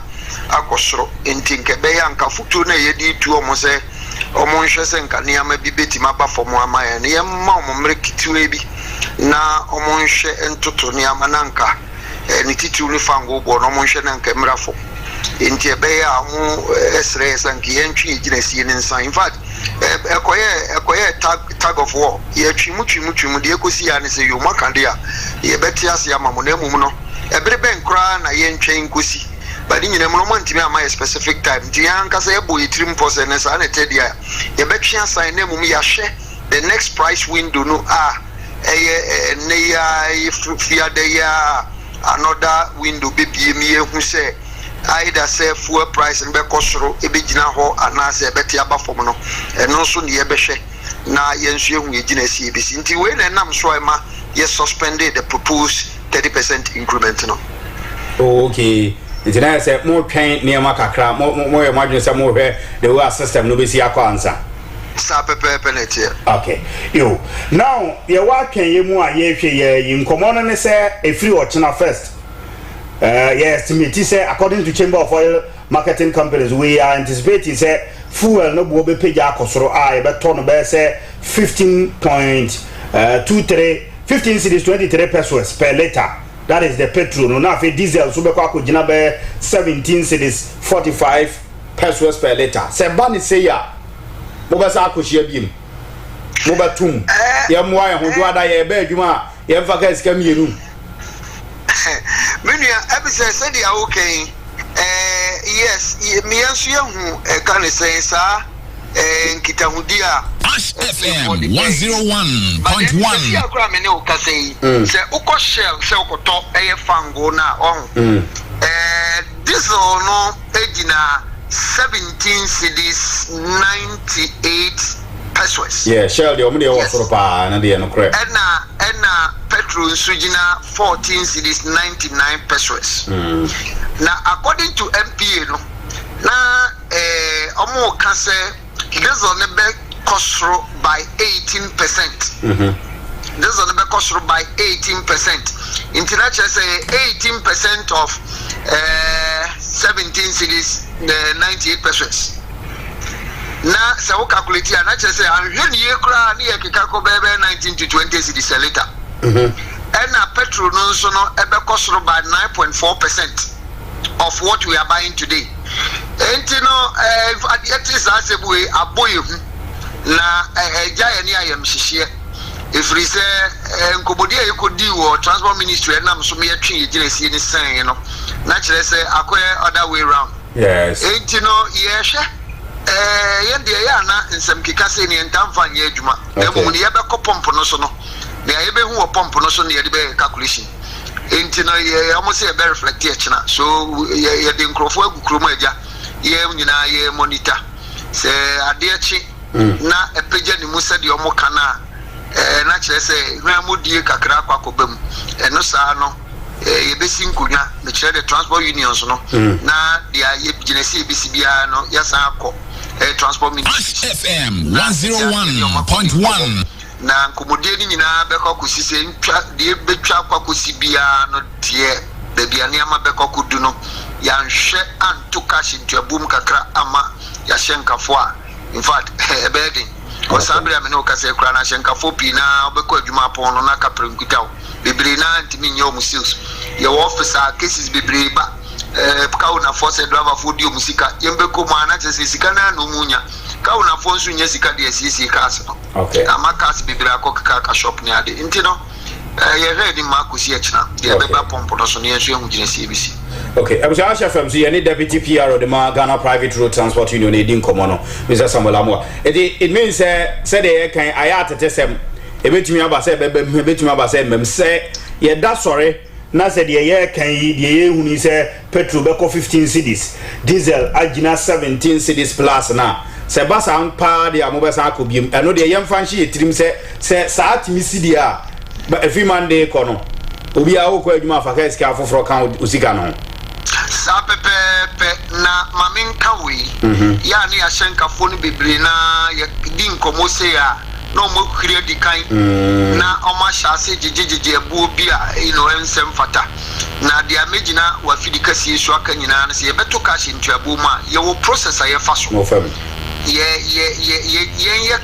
calculation e wo ye yakachia ye sign at the transport ministry no because transport ministry no so representatives are omonso de na ye se omonso ye calculations nti ye koshia ye de ni nyina gu pono so ne ye bobu ho ni ahwe de ye bebo ahyenkafo bebo passenger for ye nyina gi percentage bituma and say the above bonten enti the previous proposed 30% na kura no na enya ade a e approved e ade a ne ye kokko negotiate and say ye arrive at a certain percentage ya de twisan no nti we na me pese we tifo ene ahyenkafo nyina timeti asese koba ne se niama kone se de ye titit ni ya ne ye betu cash ntuabo so a ye nsori putupuru amfa ye pe emma bonten dem mu no penisi be de achira bo ho ani gya no pesa akwa wi e transport ministry na de wu mu bia nso de abretima mfo nti ba sa the percentage amode be bia no ba na so ama yate ansara but de wu mu ne kase pa ne se ye na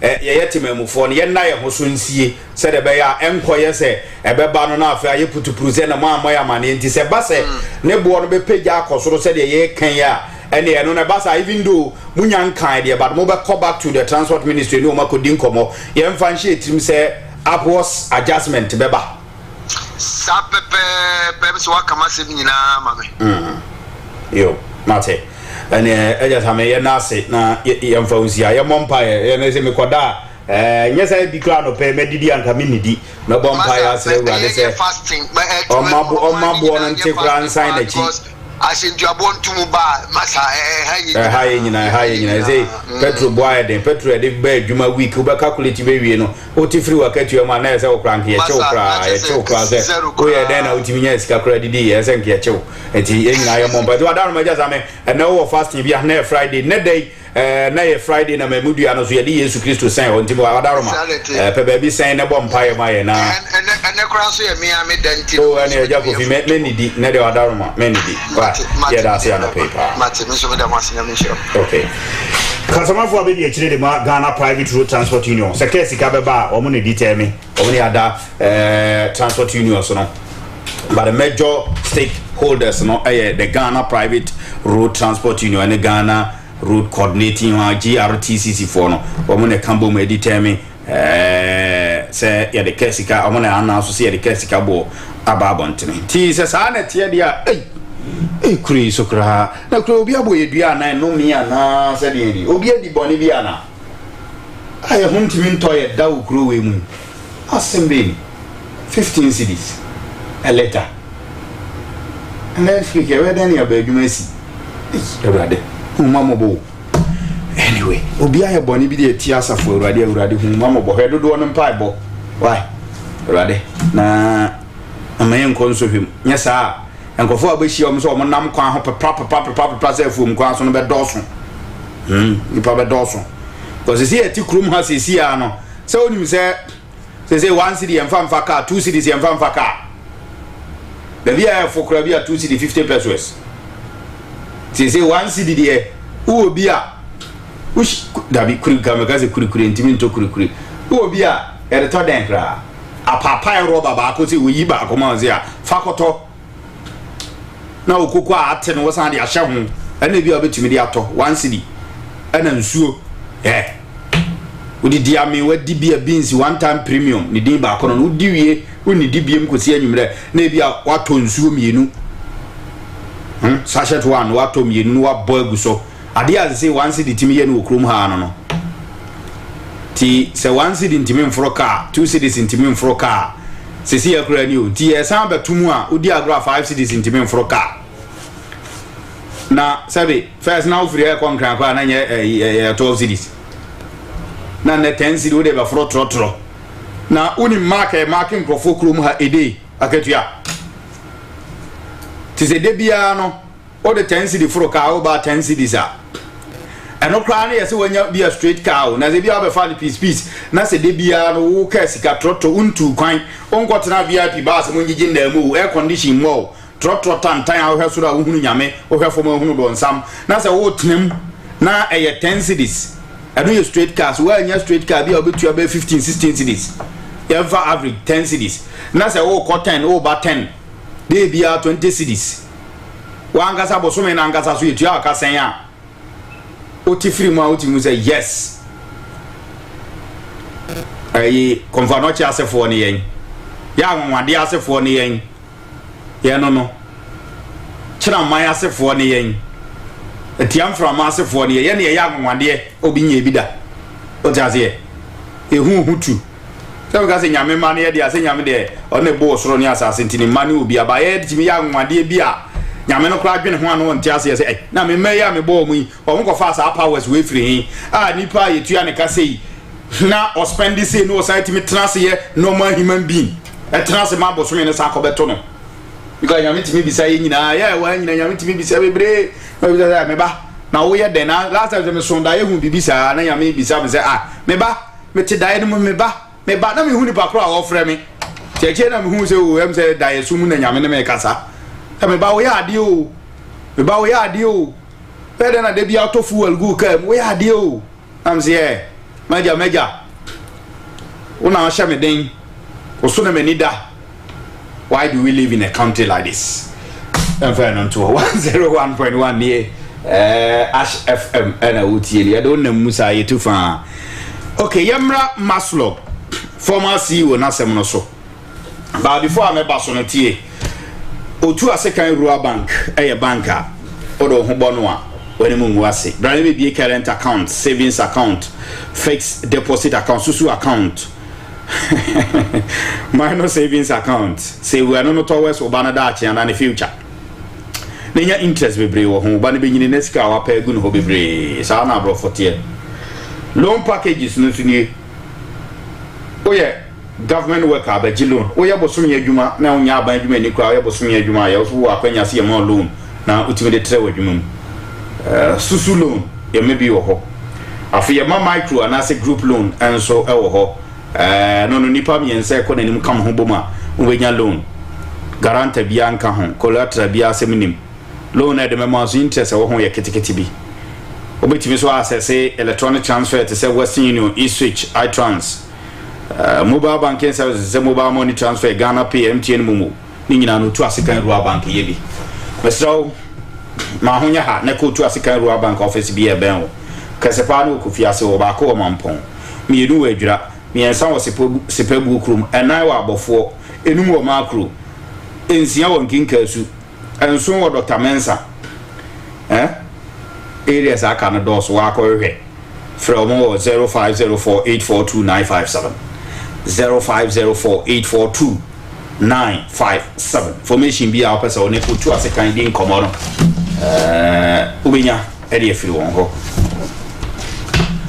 na me wa do mo bobranya sika nyina ya didi good so ya na ho hia ye papa didi gunya sika didi na abeyi masa nye aduane abedi ankofo se fufu sika nto blog in ka blogs enye nto asase omti da bi tietia na botoa masa obeyi ewiase ni yedie ni yefre e wonyame ho eti me didi good yes we didi good na ansa na medidi hu se medidi good no gise aduane na nipa na ya me koto adi no me hu so the Remy spices na dia ya aduane na yefre na didi good se okopa na bia nkwan na ya de asi wo stew na ya de asi wo no ya de akokọ nam na ye ya otimu se ya de se Remy chicken spices na pro ho a ya ni flavor na different kwan to de udi sankwa fr o ya premier ni pa crachi ni pa na otekwan ho odi sankwan praso o ya na ra ko ya de obewu na odidi na didi nyina chema na nyo no a fa chano e Remy spices amame na de ye nkwan na ama nkwan na ye de sa uria utiemi anope na peso didi gooda koto Remy spices na fa ye aduane e chicken spices e ne de di kan afei ye beti jollof ade ye de pa ne set na wotwe awie ye onmo mo wompra e ma bi no be fro ka akono amu de si ahyo mu kunu fridge mu adwuma mo wo ye ano no obekọ no afa ne chalewate ni nan eso chen no na ne nan dam e ma mo kompra twe no o mo star no obekọ chalewate ehya no na so chen gidi obra na be di adanse na ngofo ba obe no aduane obekọ na ne nan ehye mu na so chen chalewate ne hya da so chen no wa fa o t-shirt bi ahye na o shenika ketewa bi no ne nam wo kitchen wa aso wokoba obe no ajolof na di amount kwan a watwa nyina chi se ono ajolof no na ankoye da wagu hu anim ase fa Remy jollof spices fa yo aduane meseden Remy jollof spices and ye de no jollof man ye de papa mama mo code ne secret no o de se won yusu bi da na watwi nko a yusu bi na fa no aduane obehu odo ene the way a ukunu no ana o guy na o call no ho no niema bi obaye dia ma obadwene ho ase onti ase secret ni say we use Remy jollof spices na dia ye aduane na ntwina mo nkwanfo mo ho a mo nka ye wo Remy beef spices and ye wo aponche de Remy goat spices Remy stew spices and ye the problem abomu ye de afa ye Remy ginger and garlic spices Remy mixed spices Remy shrimp spices Remy edible spices and all peppers and many more. Yeah, the new flavor number Remy chicken essence flavor, Remy shrimp essence flavor, Remy beef essence flavor. Pacho upe biato amakacho say, ya mo wadwene nyo se ugise me kode po ho nko an menya bi da bi. Be bia yidi dwa ben say ye table so de say ye dwa ketewa bi mu o area ho mantamu dwa nyina no nsa ebetumi aka bi. Your Remy chicken essence flavor, makan Remy shrimp essence flavor, Remy beef essence flavor, kope bi to. Afi mo amo pen naka mo ato mo so amo ton box mu di akwakosi fie no mo mfo kwani nkyere soame runabout utwa runabout na market wa odi wani e kyere soame no market o abrosan na isi market na ni mu ho na no pacho Sabrosan and Ghana Water Company office now was as from runabout on the DNV. Water West opposite to our Oka Binya Nakanaka Moto, and also a form to 4 born near the Mount or tobacco cry to 4 bore. Udru Ban Tomaso Market main road hall, a fake KJT gate 2 first floor, a doom ultimate fashion.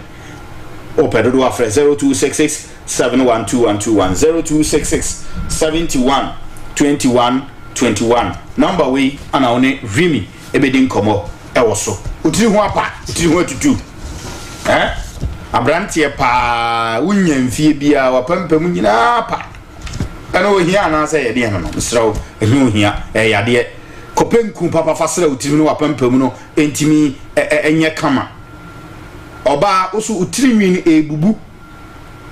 Nze bia kwa asore na ge bi so hu se mi gina o madam bi wa hu se mi gina o tunu duku obonitiri yem say hey boy etri na ebubu etri na atete na say hey say de etri eduku ebobon krofo ne we ga hihye krofo say hye ne emam ehia ne ema how am recommend man say onkope amuzu hair food na onfanye na pampam onpe amuzu hair food onfansra ne tim obi o de afin tu ne tim hunu ana ne tim ne tete atete amaja say oya dan God is my baba obao ni trinwi nyina ebubu ama trinwi no ase yeyi no nso yenyi ni ti odi afin tu ma na tete ntu ntimi nunu ni tim pe abuzu hair food fasara utirim odi ato afin ni numa ekoyo troka kama bo se utrinwi na hana efewu na edewu oba o jina utirimi wate opeso jina utirimi be ma opeso jina utirimi a fa amuzu hair food fa sasa utim na utirimi ne emfu kama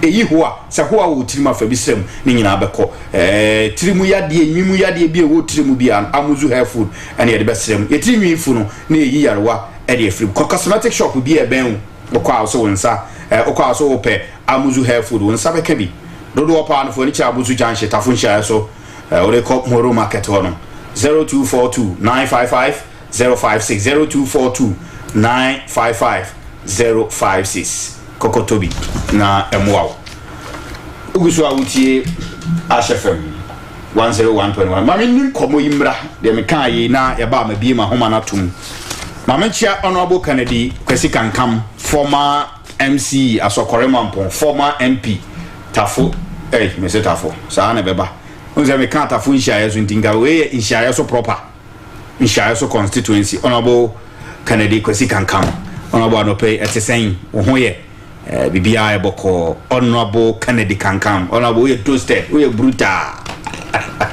we brutal abo brafokin we brutal yamin kan ho onye okese we brutal honorable Kennedy Kwesi Kankam former Nshayaso MP we super hey wow anyway bibia we radensem we brutal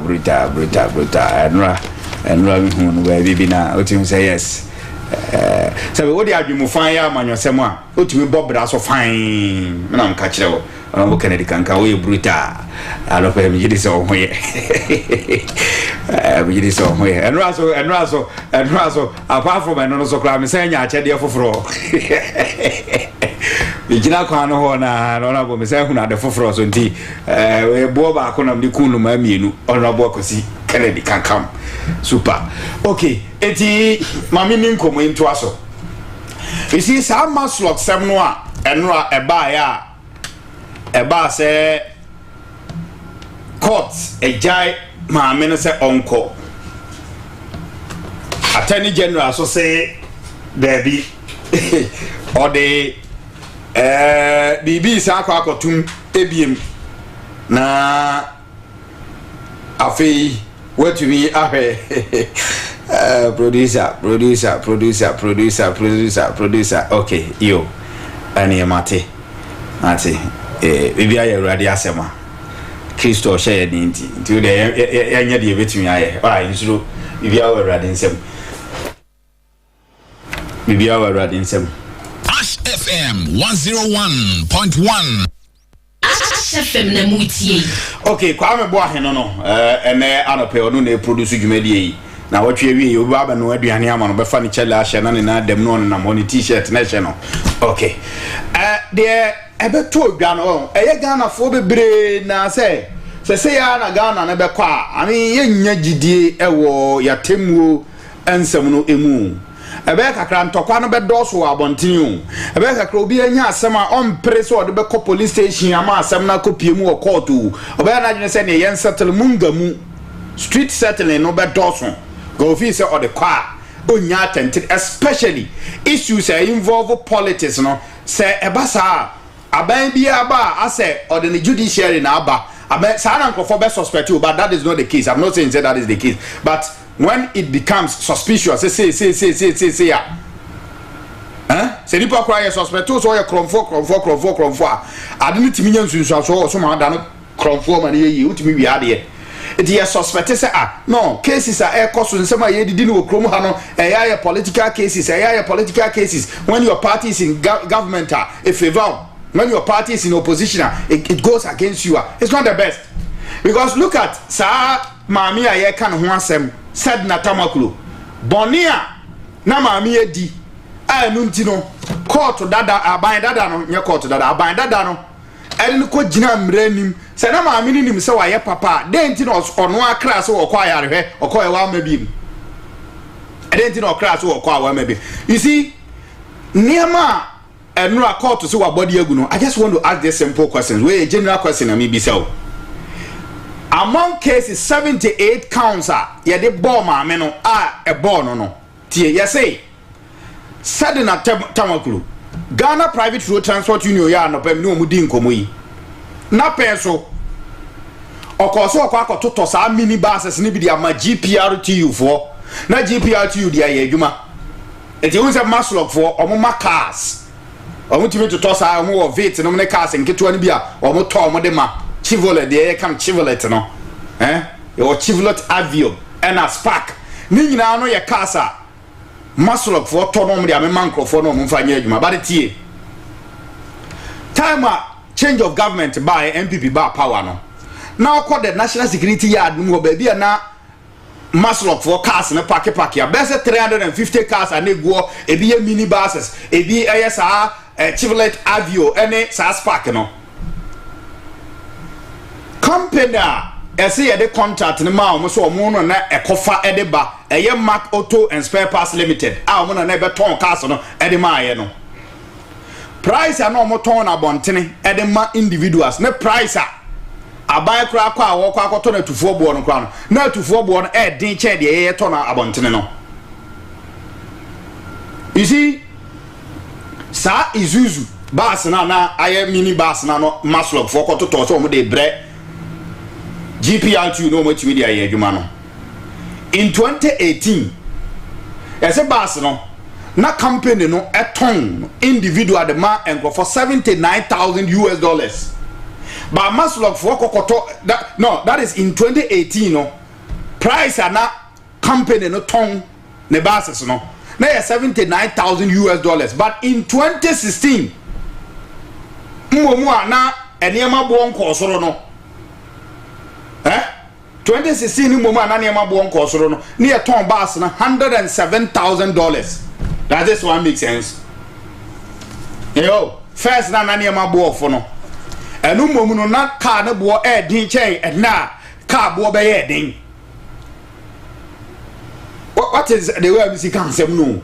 In 2018, Satam no na NDC a co-position, na Maslow CEO no co-position, but investigation a company na Mark Auto and Spare Parts. The way no say ton mo cars no na sa mini bus no sa Isuzu bus na no mo ton a Maslow for kokoji so mo be o makoto e de bre GPRTU na GPRTU forecast the bus no ne board do.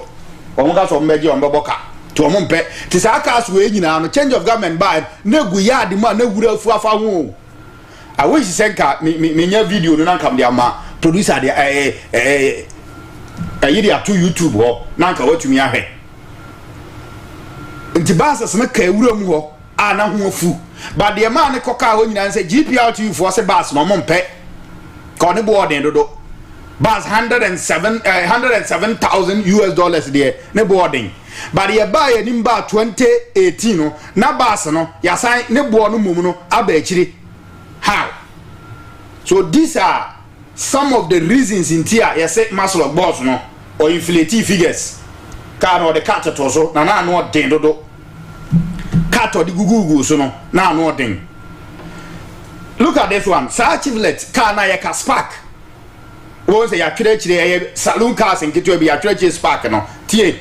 This same company in 2018 no more turn on $9,000. But in 2016 no more turn $125,000. Meanwhile, I said that 2016 no more crowd nice and can born here for because that time no na cars born here dey obekaya car bo be here dey na do down ko for man kan okre na administration ba ye ye ba COVID-19 era mu ho dey be na car bo here dey anya savit na 200 million me say me madam for bit yi car we cry friends design versa no be na to your lance say yeah that was 2019 no or to lance say ya no ton the man no ye ton 9,000 na na ko to 9,000 ye ton no that time na ka bo nya den but disabra na ka kura bo nya den no enu mom na ne bo den chen say ye ba enai mu ma ne ka bo den no and at the time no ene 2018 na abai say ya ne ma bo e sha say e ye den no na ka no mom no ne ye ton 9,000. But Sabrina na car born yet in mum near ton 125,000 and the must look see you. I actually see a journey. Now pens on the supervisors are bonny way. On the supervisors are bonny. Look at this. There's another car. A saloon car, and also a Chevrolet for a friend Avio. I see a saloon cars in Ebisa, which are no so was AVIO. And also in 2017, that company almost on $14,000. But in 20 to was na me mouth figure ni say the buyer won sabi to me akan ye. See, in 2017, echo 2018, even sa company nkwana sa cars no mto meja aton. Na omoton $14,000. Per receipt in Niama, but under Maslock CEO ya ne de na kwa kotumu a yesi ye ja no ono no koton 180,000 eno ono kokoji you e de bre say GPR2 for na GPR do ga so yen kwase afọ. So you see the kind of inflation a year, the way it's inflating car the prices are nuntino e ma nipa bebre hu say no maame no kwan a ode ya fa so no ya gitu menye yi sika no to so ntwobo na be da cars na so na ne board dodo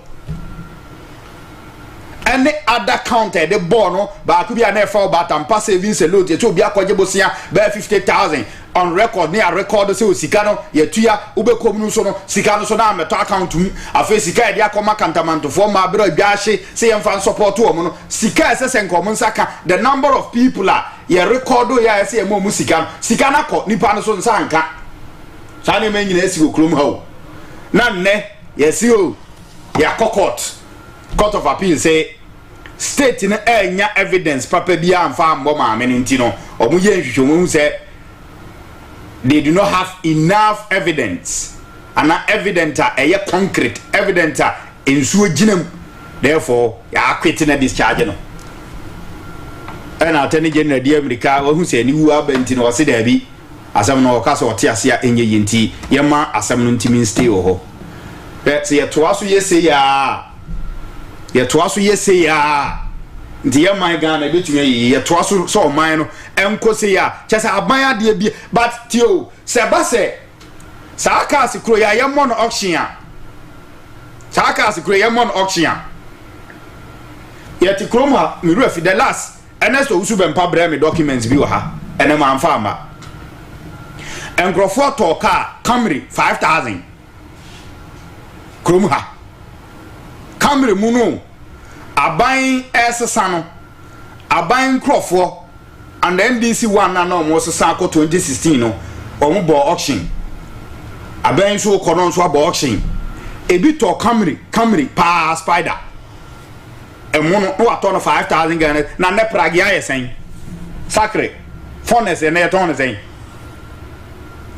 Sabi moto na ne friend me won tabana na you white be garden as you and no class say business system and no class na turn saying but ni put me hwe nyame anim to Camry 5000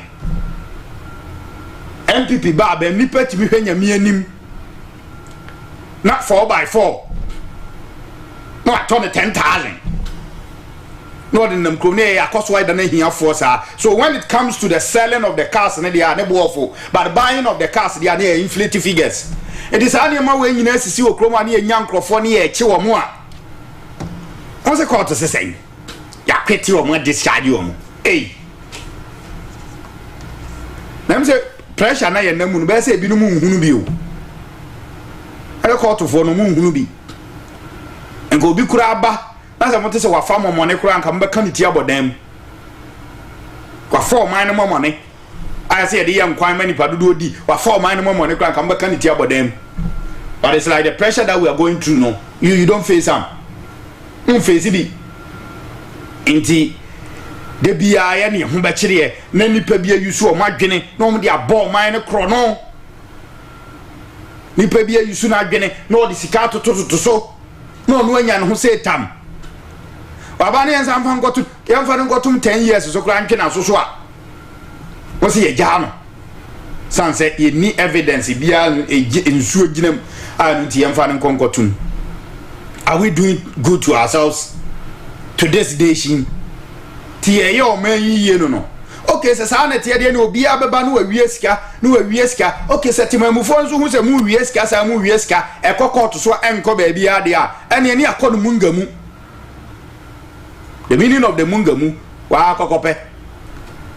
Because you hu say ye jam kra se mo fa de no kra nkokot kra no a mo kokota ibe jankro no nti ehwa ga uta ganama na se ya wie no hwa ya kan asam no ofie ya mfa nkokot ya be kan ofie anu mo mbebo ayen because the way mo de yen aircon no anoden right 101.1 nie ma mene lawyer John Dakon enkodi nkomo ya brani ni osan so na shebi gani I was swami ma mene council kodi nkomo council ano pay ma chen na wapo mu ya boko de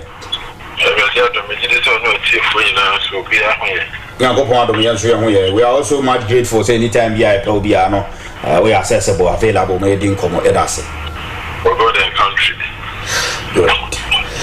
Council Enra atemu e bai say maami anakane oye maslo penimpa ye de nakotum emfie edu yeso akwa appeal kiki no akọ to kwa asetena se ye jano esan se state no nhye de ni na so papa bia ye gina so a ye de no kokotu mu ye nya no eno siwie ya na attorney general so baba ye press conference bi address o man se there be asem na wate no wa instruct se ye file stay of execution dey ma council the cost so say no what does it mean? Well, the chair say this is here, and when my main said that, or the mono, this is how could this is illegal, you know. The new the BN sick myself, my unit, which is a from memory, my men, the in now then or once the order of the court is served on the head of prison, Dana H. If you look at it politically, it's also a church, a union mandate before idea of my journalist, a case be a far and this in the hotel. And I do remember no apostle on a case be a year MPP need. The very said, maybe more, the very many Pacona for them.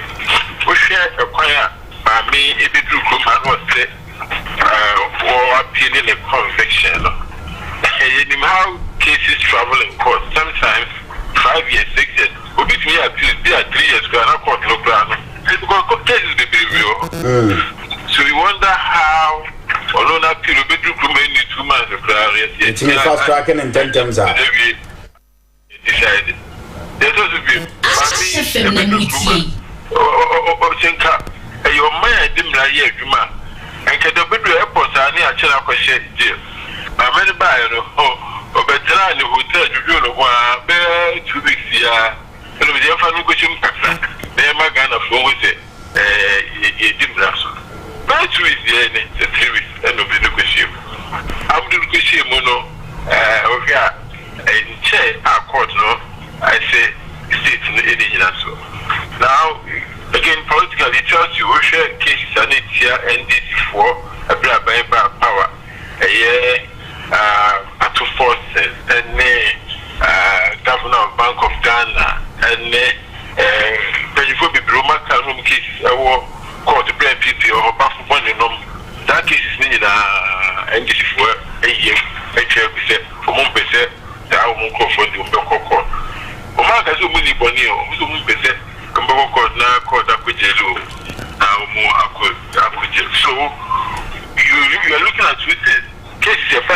NDC hɔ no ɛnumanimu yɛ cases yɛfa MPP hɔ no ɛno nso so ɛnumanimu yɛ ne yɛ wie now you are telling yourself that why is this why is it that ɔman a yɛsɛ yɛbɛsi etu kɛtɛ ahyɛ ne prɔyɛ ase NDC foɔ a wɔn cases ɛwɔ court nyinaa na wɔn di nyinaa kɛtɛ ahyɛ ne prɔyɛ yɛtwitwa ne nyinaa na afei aso MPP foɔ nkurɔfoɔ ɛna akogu akyɛ sɛ case yɛde abere ntɛntɛntɛntɛm ɛkwan akyɛm a wɔntumi case yɛfa so yɛsi yɛwie a papa yi ɛhyɛ gyina eti media deɛ meka ne sɛ ɔman no ɛna akɔyɛ sɛ ɛsɛ no deɛ yɛtwi so no wɔn yɛ biribiara n'aka wɔn si Ghanafoɔ to aba wɔn mu nti sɛ NDC ne yɛ bɔne a yɛbɛgya ano saa na Ghanafoɔ si wɔn yɛ MPP ne yɛ bɔne a ɔde ɛde bɛtu wɔn si saa na Ghanafoɔ to aba ma wɔn sɛ wɔn ɛmɛyɛ na deɛ wɔn sɛ yɛnkyekyere ɔman saa now let's go to the merits of the case court ne sɛ maame na evidence a court no high prosecution de baa no na nso ani one of them the former deputy attorney general Eka Hwante maame ɔgye ɔkɔ 500,000 mo de obi ka mo tuya na nipa de oyɛ sɛsika no maame kɔkɔ gye sɛsika ɛwɔ patro na total sɛsika ɔkɔgye wie no na ɔsɛ nka wɔde bɛto mastock account wɔn afa bɛto mastock account date no de saa evidence no ɛba court hɔ so how can you tell me say state na approve the case enipa no there is evidence say 500,000 or so or jay if obi ho Jessica was in Keba or man ho Jessica no or jay and far more man ho e bri aye di asem no ma me no ho kwan say obetina Ghana na ono so what the last sema e fast asem no nyina atwa ma me na tra Ghana e bri aye di asem no so ko no ho ya ba enu Ghana ye MPP abayo inya convention we no mo call America start the extradition process nam so ama na ba this for the man bayo MPP extradition process abada da na start here no eno ma America ba e de ma na ba say o mo se no kura ma me no we di bone we wie sika ni so ba na obegina so twe obaya na mo de mo se case no ba de ba sha e ma no na ko tire media, if you want my opinion, I'm saying the only 2 things come out from this case. That under the NDC government, we NDC near, we are saying to be near the OPBA, we are there, the Yetu, Nabafu, be background of a children, or say, or punish you. A baby, a baba, Mubiano, a baba, where we say a ban of power convex to be, said, one more, you might be. Case no that so course I be to say the umetuka upuni and a woman market that is the thing we have to take out of this. Now and this is also me that we have people need here and your bonnet said the TBR and the America 10 if it na ya do akusheje said ya chama won't you and the Ghana na was you Ghana you know NDC for Ghana and you MPP for Ghana NDC for Ghana we are this in here, we are Bonia or farm wedding. We are Bonia now Kujil. Lawyer, the causes is here more officers of the law, and I'm new for no. And then a connection because say a ban say and I say I never quite MIA team for the minister as a the executive and I say a ban control the judiciary because court no court no like the evidence I can Kenya in a court no say evidence bia and I say enyina so bi e wasem no emu eba ne say ade agidie na yetim mfoso nya ewo mo a wo mo ye adwuma e wo court no the last thing you want and it's court FM 101.1 is the balancing force. And then if you see the attention will be up on the action of so. That's same way see now semi backward to pan say a copase a pan said the abaya. Every citizen is right to question the court, so to say. I won't blame any citizen of it. I think there's a court you see the well, there's no reason why. In fact, when it comes to appeal processes, there were time limits within which appeals can be filed. But I said, appeal after so many years. Appeal, you have 6 months. When there's the final election, 6 months within which to appeal. But I'm saying, and my media, no, waiting to file appeal after over 4 or 5 years or so. Now, within 1 month, it's me as a main few. It speaks a lot too. Okay. It speaks a lot. It speaks a lot. It speaks a lot. And the sad thing is that the ending for the with the woman said, they represent people or say politics there and talk a crap. Now we didn't break a crap account. They are challenging us or appeal. It's really now no argument then now for the court to filing appeal. Argument then how can argument court in the state had done a good job. I said they say it is the same thing. Because we are appealing everyone won't go to the baby or near 2 cases no actually you go court to the judicial decision and decision. That is the whole thing. It's it's sad to say it's not something I like to repeat, but about acquire okay. Sentence government too. I say,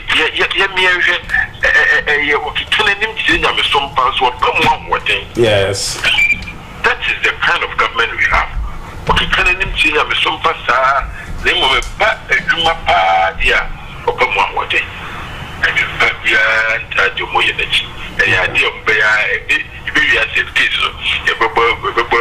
Supreme Court now, wait because he can Supreme Court overturn the decision of the Court of Appeal Court to the NC.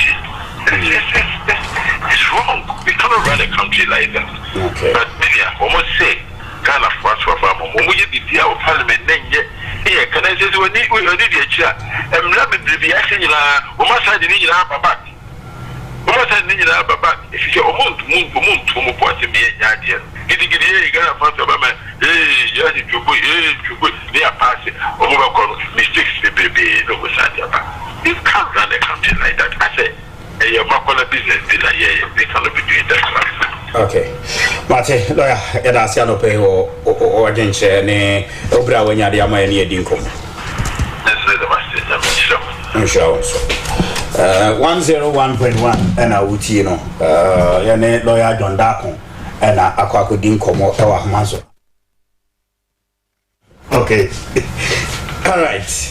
And every Friday, I guess I come the 2 on Anka, Yamia Doma, my Canada for next week Friday, a Pahu and one nti mami minka we are me ba bia homana to we so a ene ye gese be din komo ewa ha but we mi jade to ha na ko be banajo nti na mi answer mi this year NDC for our constitution it is a constitution no it is a president ewo etiswa the election of the presidential candidate shall not be earlier than 12 months before the conduct of the elections. What it means is that some follow constitution they can't elect their presidential candidate before December 2027.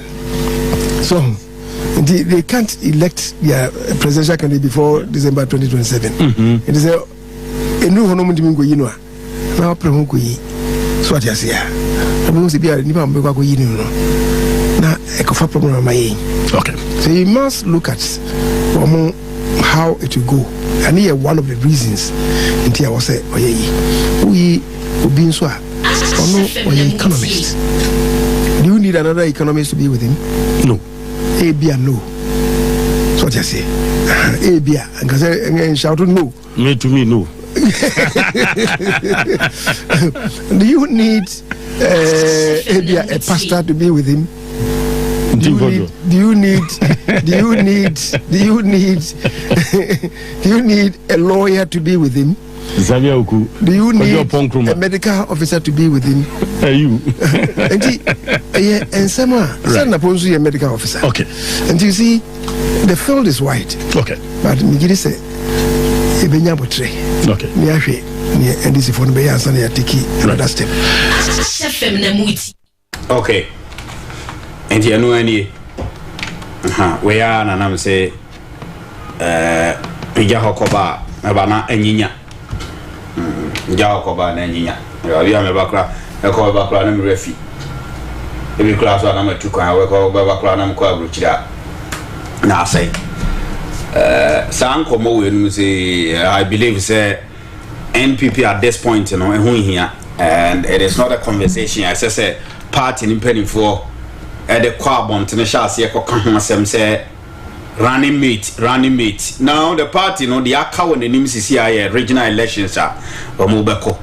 I ask him why you didn't say, I don't got BB and see a poor no come. We know you. I better and we will be brunko form thing. Take uncle for so crum has and I constituency crowd your crowd and say, if we are party, no, and a man from now. If you near me, basis you regional elections in where I am Ketua. Zembe the basis you your concentration should focus on that. But in any case, someone was HMN Sabon to kind of it means it is not clear. Say running mate, you know, steady ticketa NPP the coin. 2024 no Baumia Napono saa ne beye changes betumi aba na say ekobasa what would be the implications so ebeye saying because if it was done for you the other thing will be there oyama na enye tie the honorable sechemenza was the guy and say omo be so omo hwe nipa kra NDC be you know edenaba as their flag bearer that would determine who also becomes their running mate. When one can send a council, I never have a camera. A from Quine and Suquan, and I said, a fitty quine, and I am a pine, and then a quine be also no. Yen can be also no because during the campaign you told us that consistency is a key. So if consistency is a key, and you decided to continue Dr. Mahmoud Baumia there, why say a basse? The running mate in India, you are waiting for NDC to choose their flag bearer that would determine who becomes the now I want NDC and your flag bearer and son of Muslim flag bearer so that it also determine who becomes the flag bearer of the party. Munya Sani Manu Munya Sani Manona and there will not be a dodo no a say Sikaw say numbers mu demand answer. So how can you say you are starting confusion in the party. So Napo supporters also says okay sir the plans are a woman honey say more train say NDC foko you eba and a betchere nipa yam farmer so it is not fixed say Napo and a MPP running mate per the and someone chief of staff honorable Chairman Sabon Sudia Bay sa na chiro say it is not fixed. It is not concluded now. Said Napo and a NPP running mate. They are waiting for NDC to choose their flag bearer. That will determine, flag bearer economists. Who are they going to match with? Should they choose doctor? Should they choose farmer? Should they choose a pastor? But you should also sit down and look and say, now. Campaign amoya de chere Ghana for ede ye chere e mad na MPP delegates na tin ye mabia se ne say consistency eye o the way kwa eboa Don Muhammad did same he won he went with Professor Jenano Opoku he lost he went again with her he won and so why say at the time no John Mahama did not consider who the running mate of the NPP is or was name no or yeah consistent the way by, but now no dear you are looking at the dynamics. Now you are now considering dynamics. Then you should consider the dynamics of the election in general and then do the flag bearership election again. First, you should have taken your time for NDC to bring their flag bearer and running mate before you also choose yours. But some man yen said as uncle we honorable James Wadaroma, Monfat to HD, men cofa confusion, bia my party nimu focus no about to our air courses here. Let the party concentrate and focus on the regional elections. After regional elections, there's also parliamentary elections. If also you running mate, time will be any was a time we now pursue you and another time we now pursue you. But say all the animal we bum say we in a bachelor, we in a bummy actually say, as a win a bear running mate. No, we are sign as speaking your baby because campaign you were part, you told us, say, Dr. Mahmoud Baumia call. Ni face no, abaye common, our Ghana for him, so Ghanaians have become to know him.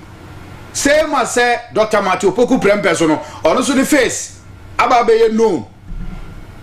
And you know, if you did not change the flag bearer there, then why do you want to change the running mate? Say factors be there's no factor. If you don't want any confusion, there is no factor. And you change it there, you should change the entire the flag bearer and then the running mate in say monkain. Now what the guy call you when we have a catch there I ama delegates team was say okay nipa na de na kopen nti Ghana fo nim no nti wo kose sano a nyesa na mo ka che okroma say wo kose sano a emoa nipa no kose sano a emoa. Nani na running mate there, you are now telling us say certain factors may be determined as to who become the run. Now the also son and the ebwa. Eba be bia homana tun na edin komo no bi. For count 21 after 9. Dentora chakoto fetujo say e kan wadwene. Akroma kan wadwene obi anya ohwe. Provided said the wo Canada ne kwam, wo kan okre, wo kan said the obi sunya opportunity anko be kan obi antimi nche obi antimi ohwe ti e kan adwene na yakọ. Dentora Chaco toothpaste and abegwa so abedi twiri mesen anu toso mitimi ye mfia no mitimi ye kissing mitimi ye Dentora Chaco toothpaste and brush no so ye kamo boa pop me say brush ba ko bi ala se koto ya mo se brush ni bi wo ha emre bi so wo so ete se aba te se dade o de fa o se so mo janko a brush na no de aden Dia chi na edi kopia abena chi na edi kopia na da bi Dentora Chaco tooth brush o ma ye ne say ene wo sen e be fa pepepe eno a enye den moro so ene eno so a enye mre enti utimu say yes eye adwuma because it was purposely meant for wo sen enti sen ho adwuma ya anya ne se fa kotwi dia chi kokotobi na yusu uwi a ye toothpaste no so ho mie bi to so fa twiri wo se epu ahuru ka na o twiri wo se pro ahuru anum kama o be da na jo twiri wo se o sora no pa o twiri wo se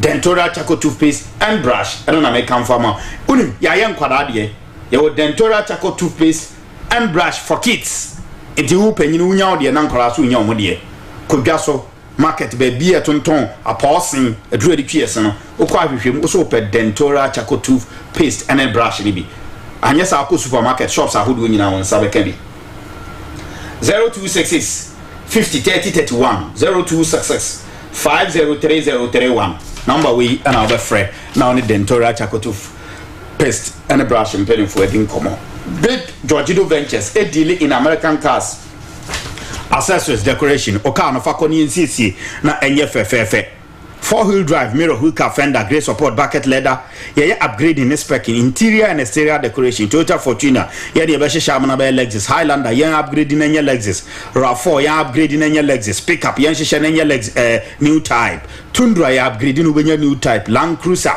hihya ne benya LC 300 latest ni nyina big Georgido ona do ka bekwa akosi obewie no Panga kwa unhunu say your car why ya mana ye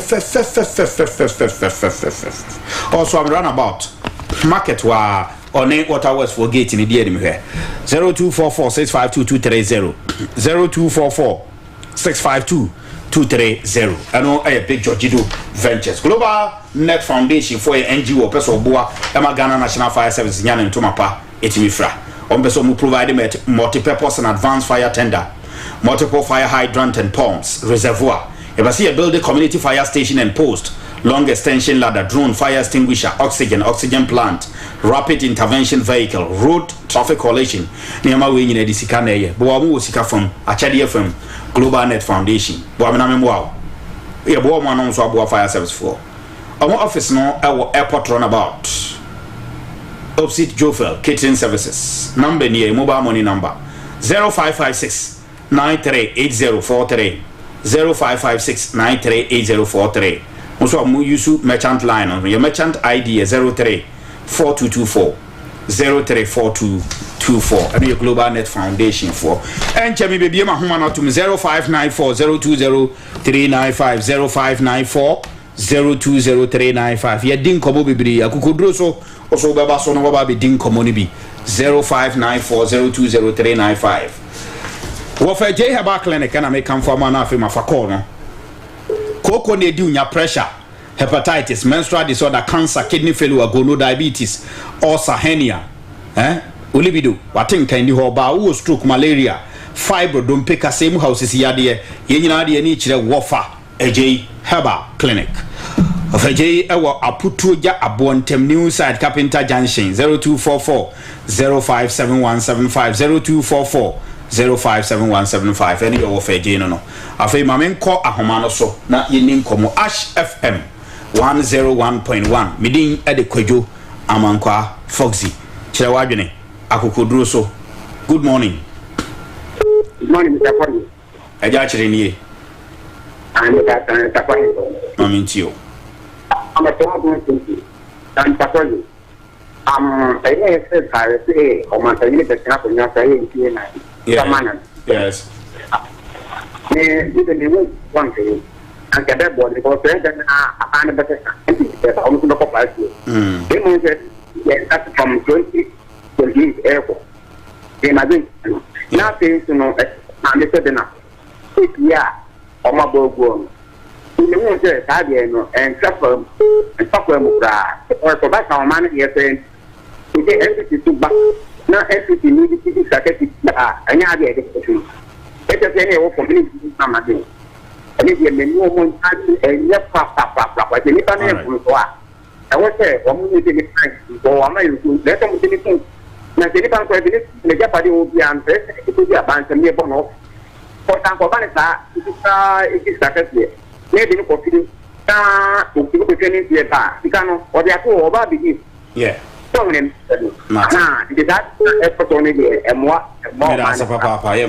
hello, good morning. Morning. Alaji ni.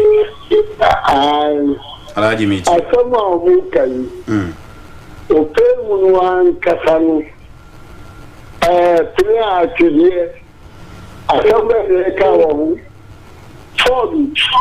Asoma leka wo. Woyomi. Asoma leka wo. Atufo ti awo kese kasi nu gugu. Kasi nu gugu. Ise kwa jibo jise ko pese o godi president o Ghana. De ebo munulu. Nkamu kure. Salaam alaikum. Mira say for good morning. Yes sir. TV taxi driver. Baba ko nyawo sema chara hard work NP na ya ko abin sende sefo na ori ni ko di bamba national advice the takings also chicken advice ona na matre DKM era na matre organizer ana paswa secretary ona na mawai na adat na goka na odi for gozi ni me kama jentia ato ya do for ben for ko che bu to ko ni me ko che ni to na get straight adat no be ba take odi academic ko biru ama ko fa odi ni na ko biru odi ba di ni me ko biru ara na pa mata mu ya fa da tare mu na mu ba mu sai na pa oni ni tam ko ni na ko na ni so fa ko ko ka ti mu so ni ko na pesa o mu ni ko sana ni ka na me ka ba ni ka ni me ka ba ni ka. All right, good morning. morning, could you hop on it? For him up a long time. That's it. My imagine is main casa, me too quite and I buy my main casa. If you say, after someone, you have my emotion, the kind of and some hat. So also because I did, one thing you could be what him. But the same of the year, a photo. Your Mahama, if you can't some son of a power say, the year would be our own tearing. Never more tearing, more make a step so that you will be. No one's meant to be able to be. What's what I would take up to America? So I was running entertainer. We will party, but the second I'm there for it here. Or that you want to wait China.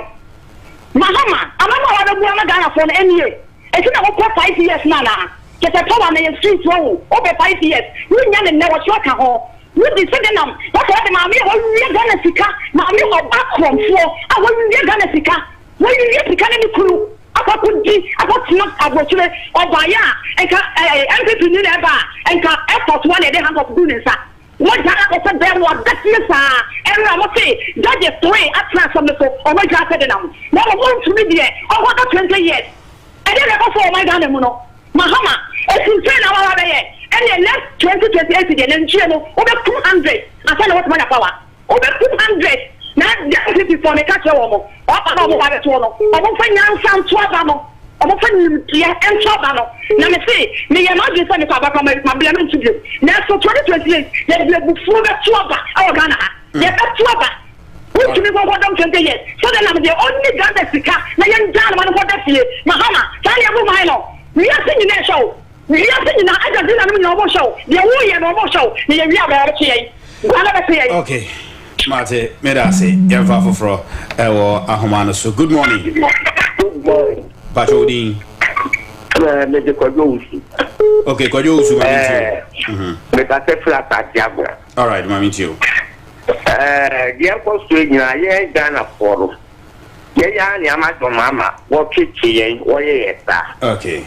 If we are a good fool, you find it be so we will no, I have to check. Let's say you're going. So, dear child, you will see any papa. Yamin at me. Your mama could be out of the bay. Ah, so good is said to say. What you also a gun? Who come in them? A Yamin said. They were said to food now. So, me, check it. The best you, someone who be a get to get here. That's a pattern of war. Minimum a general. I buy no so or you go to make every woman actually. Doctor to present or buy it. Yes, as you go, really, pa. You have feared like. And you say, yeah, you are doing up work, and you are doing what is said for Mamma, yeah. Yeah, 1 year done up for one. I am set. And I can't done up on the deal. Let me trouble. Yeah, what's the pa? What way? I'm going to buy a door. And you'll be pure cat. I no payment would be na Diabonye, my emphasis for our. Good morning. Good morning, Paul. I'm away. Boko. That's what kind of rich for once. Okay, Mammy, too. What is the Ghana? You I have to say, Mama, or the cool that I have to say, I'm Twaba. I'm clear Twaba. No, but when you put no through. Again, I am going to the Olivia and could you cry? You can find a young. I met the Madame Jack at the car. The man of something you have to say, yes, that cleared up for Iowa. And now you're and now, Israel's home when you offer for an idea. I will be in just a photo. The lawyer is now a woman, yeah. Fancy. I was appointed to pass. When I don't meet Naka, I am performing a boca. A man of your somebody to choose for the guy. She said, you are playing here and long to come with the Yakapo. And we think a month young cash, it days before confirmation. What was supposed to be young a day before. God, it meets not the Lancaster. It's just a photo. Now, I said, the girl will bring the end this new year, only Okada and home. I guess I feel end this year. I thought to enter a jack. Okay. All right. Amen. Medasi. Ma enim komono ebiem. Good morning. Morning, Foxzy. Sister ta okay. Fantastic. It's like they are not doing. Nyame to India. How about for this? Yankopon. Nyame pa cho na msimi bisa wasem kaka. Adaro mami ti o. Let me say, just before Papa before buying now. What can't say about a young Christian, you know. I am for 5 years. Well, I think 5 years now. No. So propose 5 years. I think so. If I just say 5 years now, they call anyone or propose you here. And then then. Now say they're about the same. And after the almost year, some Mahama 1 year and count 5 years. I want to say, I don't know more. To was the I say a year, Juma, President or the next person or Babana about for Friday, but to you, I think I'm here. Now, my would this country chili now or new Kulu cotton average on the Laban? Just one idea. Or the so baby. Now what could give you our baby? I can't hold. Now to me be a one day wrong. Near see a father, or I'm not looking at Michelle. Yes, say a father, and so about 2028. Yay, you're not Kennedy, the best for the tea, a couple of Motia, and Compiata, Womatia, Serena, nearby. Who's to be the over than 20 years? You see, it's not all so winning. Mahama never buy. We are so far when you said, oh, Catalan, and the show. Yeah, I am the middle. Yes, I show. Yeah, I am again. All right. Meda se papa, Yanfa for Elha. Good morning. Good morning, Kwaju. Master Dan Mamintio. Apumba Kode. Yanko Pondo as well. Yere nyame ase enso me ka kredi neja me de me ho si kakra no ase bi hu ahoma nso na madakura akokora me de me dante mo me pe me ho asem o sane se akokọ dantema wanika yo odui na masamba kwa kambugu sami se wayi ano dan ka mi busa se mfie no mo no ewura mama ka ho na da bien status sa o se adewi o mampanyi ku fo de di ka esojese ye mewa na ndisi fo anye ntu o se ekoye na aba bisi wo mo so de me pese mi busa bi mo ni se ewura mama de bonto se oba obitwa esgasia no so let's say a confusion na eno de omokoero omo anye mfiri mu ana eno so e wo ho ba da omo say ombeti committee a omo na betina say adwene sa ketu article 71 office holders no ni nyina our recommendation mu na omo tina say adwene ho say omo yie fi wo say mire bi omo betina say bi omo discuss ni bi ka omo ketu ano yeah no de esgasia no bi omo betina say bi omo de bi ka na we omo tina say no omo yie fi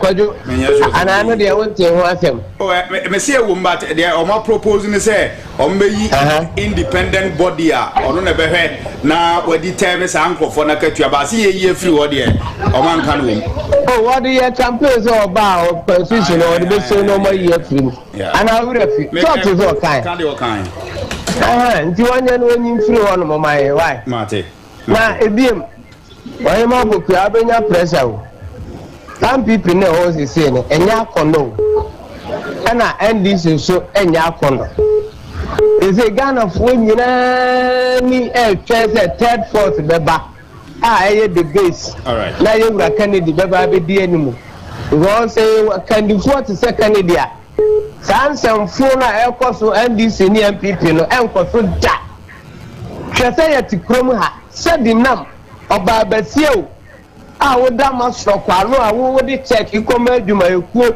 na wo interest nti o mo sika no mo na nye yemfa ma no ka di check no a wo ba ko yi sika no gu fiewura so ami mu na gu ana obabasia bo wo put say de wa ko adwuma ko diga na de ko si dem enne ye bu awofo ne se ko dem a o so ko hwe ho yare na akotra America wa ba ye no watwa U10 aba be ka kire se o be ya pi ampa pi no e se wa na mu 30 days Inti, you know, a pin out of CD in Yao. Your mama buy a 240 with Jan. Calling that the $200 million say or the consist agreement die. The chairman just 100,000. And down on Sua, a move up for crowd and see. Mama say, only in chest, Yanjano. O Punisika will be a DBC dying at the mammy through 2 mono. Sassy Mama say, only in chest, Yanjano. I put one also buy on one for 6 for Riata. And then what the American said. And then why American finance minister Wabu and what done. And tomorrow won't be behind this in Mabura or Mem. I will find one with the announcement. Mate. When the Cassette almost say, Party and Yakono. Mate, may I say, Master? Hello. Foxzy, yes, I meet you. Sorry. Yes, sir. Achowawunya, Alaji Matthew, Obimpa, Obipe. Okay, Alaji Mamintiu. For you, Ache Party, so we can be sending you to sharing in Jintia. But for you, Ache Papa, and yet the cry, so look here, but we say, we can teach. Venezia, Chamashaba, you can send for organizer, organizer, Chamashaba. I read Minister, Ekopoku. Certainly, Michelle Papa, my so organizer. Oh, ye, can be say, Yaman, who say, Abino was very poor. Your mama will want to court. I will pass. Your mama will be a court to you. Okay. Aha, who said, your mama want to court. I was you will be confused to our water for that. That by Muna will power Wabu. So, woman, you will jerry Wakata Mamiko Tribunal. And you empty Abemu. Someone about the number. Into Mobomu say, and you empty Gospel Jerry Mammy Field. And then about Papa. No, say about a case with him. Into Momu said the mama said to you, we want to court. I want to call you by you. See the whole place. She put like 7 and put a party and certificate Ghana. Something of those here that the company benefit from what he will be at all. And no cook one to September 20 Ghana. And no cook one for that secretary. But your pa put like a set, but you that between me 50 Ghana. Now, getting up. Your bread, your bread, papa, your bread, you watch it. I've been the best of your name. We won't take a Alaji Kramali. Alaji Medase, good morning. Good morning. Senior Mbatu. Departure. Nikita Fumashu. Except for us, one of them can piece here. So, I mean, you. Bye. So, which are Professor Alaki. Such here, Opofo. Okotama Fisher. It's Richmond was a original organizer. Any time I'm chairman, Nanapusi, Kama, what Mama and PPI for security, Kama, what my security of Kama, my MP for my it is a maintenance security office. Kama Nanapusi, security officer by a mission of friends of Papa. But I'm taking a catch a difference. Especially with the money, Mama, when you get you, and say, what was young for two, Mira, natural tea. That's not Tiger Mamino. Obayeno, what especially when the money more fun to move. Timira and a jam and to Yamano. The most wood years opera, Ubo Furiata, Wobra, Wanya, Wobra, we rent the $2 million put to a bracket, Catiza. Okay. See how what Peter is currently. What I did is what I mean, Mr. 8. But that's taken, no. Whether it's 20. All right. Wait, Bamia. What the strategy? That's it. What about that? What I did now? Medasema, me fafo from El Hawadaroma. Intimate and to us. Good morning. Very good. Give me an hour to that. Me hoye. Yanko Ponto was in which out. Amen. Okay, no pray. There, Kajo, on my way, no. Aban way or buy. You bet me, I can say. Embrace 3 MPP 4. Embrace 3 NDC 4. Now say, oh, ma, and mam, you need. No man, we are Jan, That's our mother and you do now for Jinaba for Tina Kuma. That's a bad boy. Therefore, no, I'm not in Casso. In Nimren Casso. The only be a Lawrence Soprano. Or the Nakuna to Oma before the fight. Yes. And do you, but said Omo Pebiano. Or when you, the Nakupo to a city. We had the opposite. Coming down here. Medase Papa Nyamin Council 101.1 0594 020395. Good morning. Good morning. Okay, I'm in you. Nyankopo Adomo. And I'm careful to channel assembly. And Chicago. Chicago, dear. On our family, near course of seven there. You go to the Chicago, you're Michelle. And then Matt, Abasaki, and Arabian Saki. You need Shromo. You need more them, what party for more them, you need Shromo. Don't want car. You like to teacher.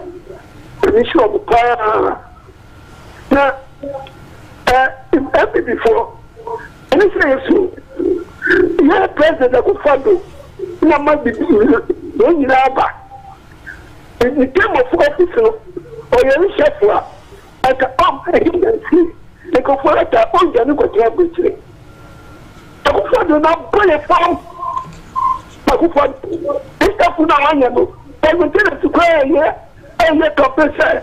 Oh, the 1 year. I didn't know. To go to not go from. I will put that. I'm not done. And this is what the only problem. Yeah. Now, the moment to get platform, and we will get it. I get you with not too. I go to tell you. What people are talking about me support. And you're from them. And you're from them. I am this is a young partisan. And I say, I am prominent person. I will, yes, you know, not to swabber. All right. And that's true. But so, this is here, I'm the I wish I knew every year. The one saying that, someone was that, no, this is a cool. But when you have a jackal, new partner, the best fortune happened. I wish I knew maybe your power. Mateo, get there. We are into there. Now, reservoir more than any Fatu, and Favro. Good morning. Hello.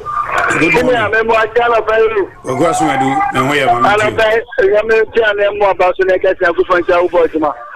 na mission people delegate na che jama ko ko sai ata to na channel do teso mo to mano right ba fi ati secretary ba ta tele no la bu tiken asi ata to do kala ja tele ba on so mo to manna dama yiki fikan ba chama so mo to manna no ma ina suri la ure e no ma e ko so a na jade so ti ati us media wa na pa no sa ma ya ko pona yi dama sa ma ya ko pona yi dama afa sa to su bien after the episode, over 2 years.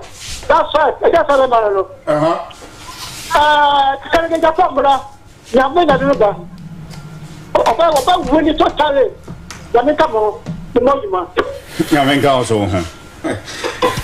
Yamin Council 0594 020395. I'm for course on a kaka and Kahun. Na Yenhe. Na Fino. I can say 12 minutes. Na Fee.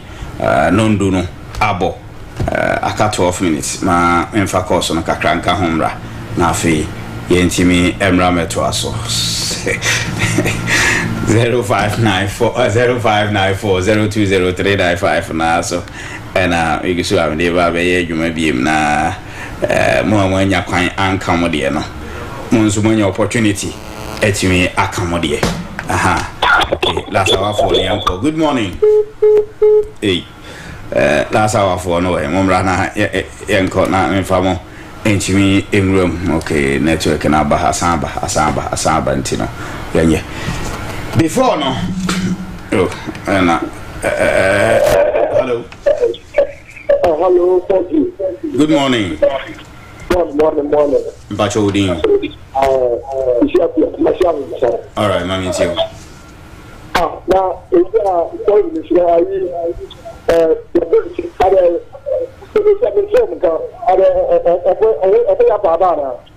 I have for the basic for no. Maybe so, Mary.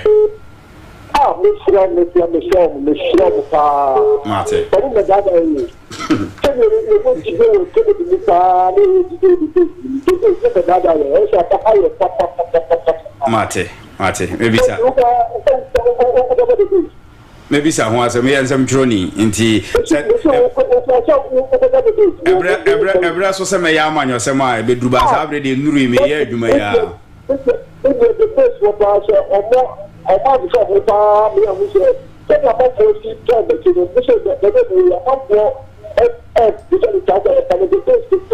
okay. Update you. Bye. Papa. Good morning. Good morning, Foxzy. Okay, mommy to you. Yanko Pondom now, sir. Yo, Victor, I said, chat, say, yeah, didn't say, I'm Mayo. They said, I'm Mayo.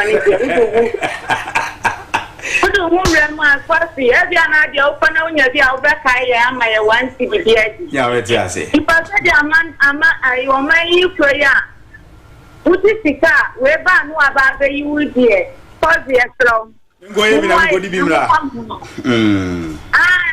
okay. Let's go to me after Sika 1 billion. Let's say you're one for your better to Krana, the Sukraba 5 years, and not 2 years near Musta Wadamudu. Who's one for? And you have a gun at Campus, and this are buying. About when you make Sika Fufu and Siagu. Your friend is saying, I'm Piana, what lawyer? What would you know? What is sitting in our 12? Again. No, come wake up. Sikaya de Mamma. And once more, 58 billion. I come wake up. Sikaka will be nuclear, the Bama Warner. And no class, Musika Dawson. I don't know your gun for my years. Again, one is that time I end this before. A woman that be a ban in for this can end this a fine year. They said, oh, mommy, I will say, would you know dear? And the first year, yes, Ramon, Muamocasta, and were radio strong with them 1 year, more young and drop what you. What do you move? I move to say about Bomwaki. And the mother perform would be my you. Next, you want to me to enter good year. Next, will be offered to cut it dear with the Mutu next year. Onyame, Okutua, that's a water power to our Onyame. One papa, more too. Yet it's 1 year. I left idea.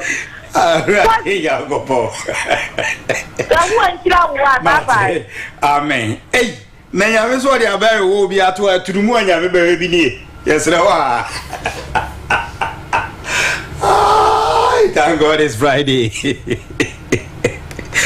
Well out there bla ma ka there and nya me say o he obi ato agato anya me be hunu no okrom ha ato fon ne ato hye ne ato kankan ga ya me obi Hello Friday. Good morning. Pachodi. Prama moya ka ko ko ta pa ndo mane ni aje ta. Tan ko pon ko ko na. Ba prama ne da. Ba ya ne do. Okay. All right. Akaka Krabina Eba Bepon. Now those of you are now Mubisa say recommendation no Article 71 office holders no omodi and say the committee recommended that Article 71 and 2 be amended to provide that salaries, allowance, facilities and privileges of the public officers generally including the president and other Article 71 office holders, shall be determined by independent public emolument commission to be established under the constitution. And the omode ba ene say I said now be bisa say mampanyini ka say be year free ho e be say as gracia no ne sa dem no say the constitution be establish independent body bia they are going to determine sa omo fall under and I say within that bracket and article 71 for no say omakatua omalawances akwankwaja de ne ne ma no they will determine how much they will get, how much they will be paid, how much they will get on coin, and the I don't know the constitution, the recommendation, 80 me at the buyer, and there's also this one, the presidential immunity. Say your constitution where you say you 2 months penny free how many months and I say yes, na SAD and sana so be to me the nakokota and I say within sa first 3 or something I forgotten say no free one farm penny na nkokota I think 6 months and I saying I think true one farm penny na nkokota meaning say untimi for president and nkokota to be and say I say the committee also recommended that Article 57(6) to be amended to allow civil proceedings against the person for action done before or during the person's tenure as president to be instituted at any time subject to the applicable okay, let me pick this one again. Also, the committee also recommended that Article 57(6) be amended to allow civil proceedings against person for actions done before or during the person's tenure as president to be instituted at any time subject to applicable status of limitations. The committee also recommended that provision be amended to allow criminal proceeding to be instituted against a former president within 4 years after leaving office for any such act or omission that occurred before or during the presidential term. So meaning say the move by say former president within 4 years, within that period, maybe I need to be at 30 say dream nikata she be born when between the court unlike current 1 year old CC as any part of just 6 months within 6 months anymore. So when to me and for president now court meaning say uni bibia between my idea for him they say no a better idea for 4 years into no bema Kenya enough time ne say evidence be enough evidence the tia president we na dwuma akwa na fie we no can recommendation no a the committee no the aba abontene no ame last one afi me nkeka entimi emra na wie me nkeka emra na wie me nkeka emra na wie me nkeka emra na wie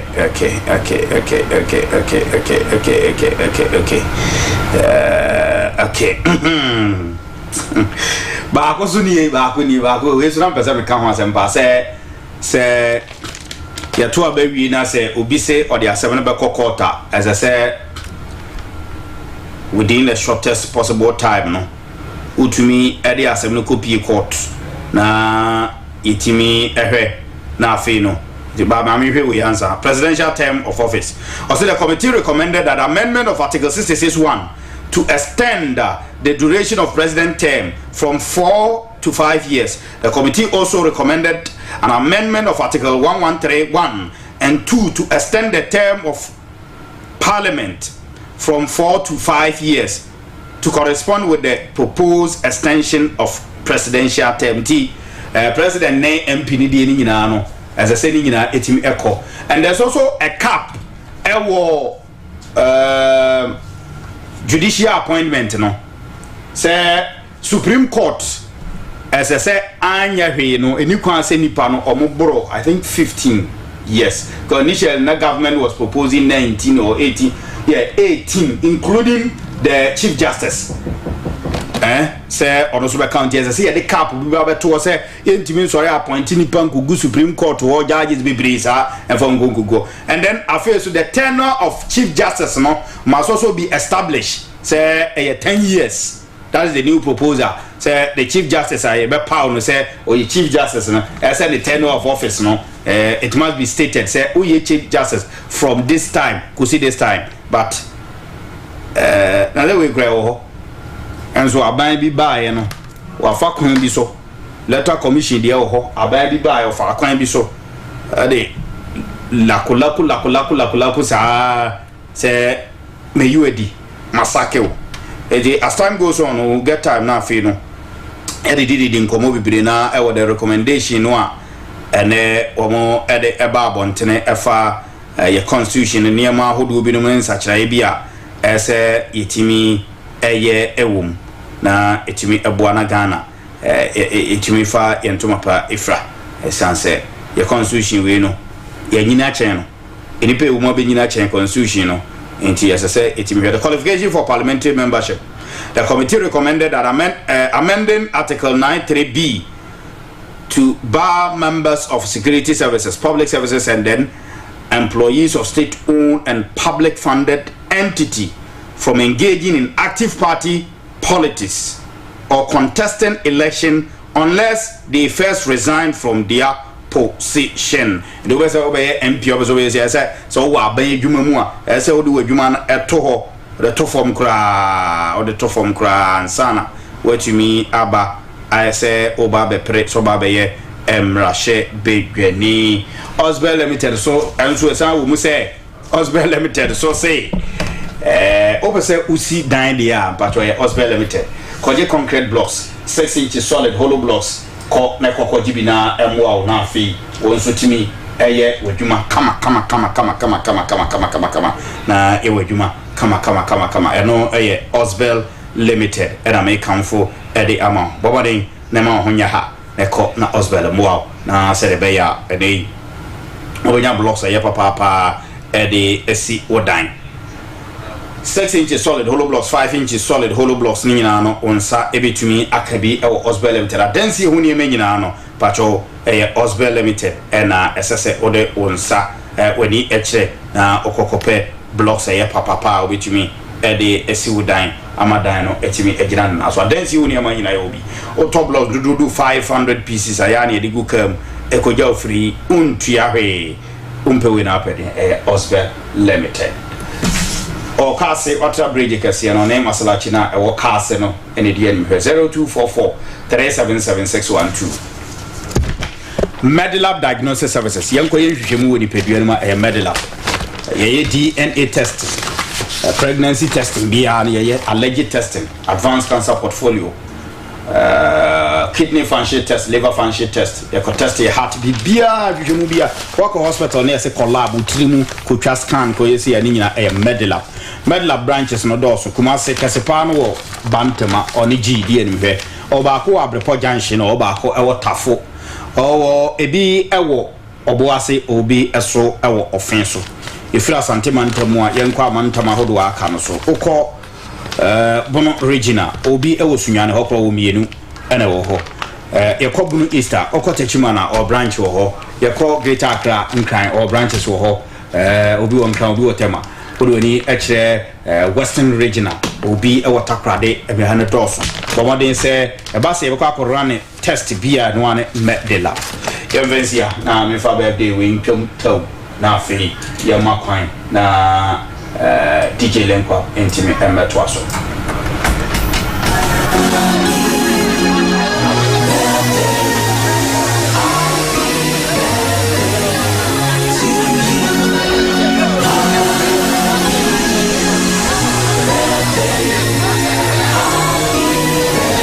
Alright, happy birthday to you. If you are celebrating your birthday today, wish you happy birthday. Meaning you are celebrating your birthday with these people. Happy birthday to you. Happy birthday to you, Nashinta Edu, a teacher at a French Academy School. Let me pick this one again. Happy birthday to you, Nashinta Edu, a teacher at Franco Academy School inside Ginahini. This is coming from your husband, Prince of Hot Lotteries in Ginahini. Wishing you happy birthday. Nashinta Edu, a teacher at Franco Academy inside Ginahini. This is a birthday which coming from your husband, Prince. Wishing you a happy birthday. Enjoy yourself and enjoy your day. A glorious happy birthday to my beautiful Comfort at St. Louis College of Education. God bless your new age. This is coming from Nana Kwame and Nana Kwekudia inside Wontumi Newsroom. Wishing you happy birthday.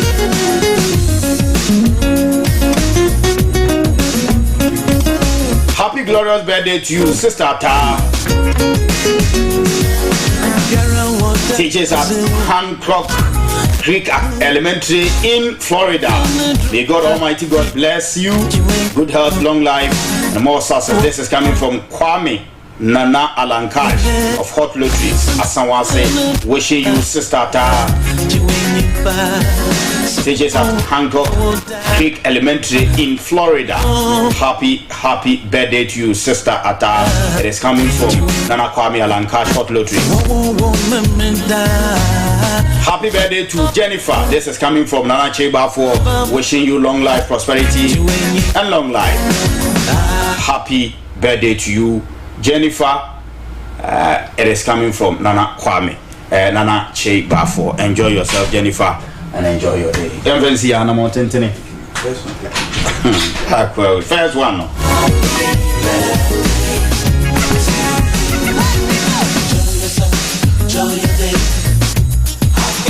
Happy birthday to Nashinta Edu, a teacher at Franco Academy inside Ginahini. It is coming from your husband, Prince of Hot Lotteries inside Ginahini. Happy birthday, Princess. He loves you so much. Enjoy this beautiful day of yours. Nashinta Edu, a teacher at Franco Academy Ginahini. Enjoy yourself and enjoy your day. Before we to now. Intibi and sorry in face of sunset and I want to think we abobo ano and I'm wanting to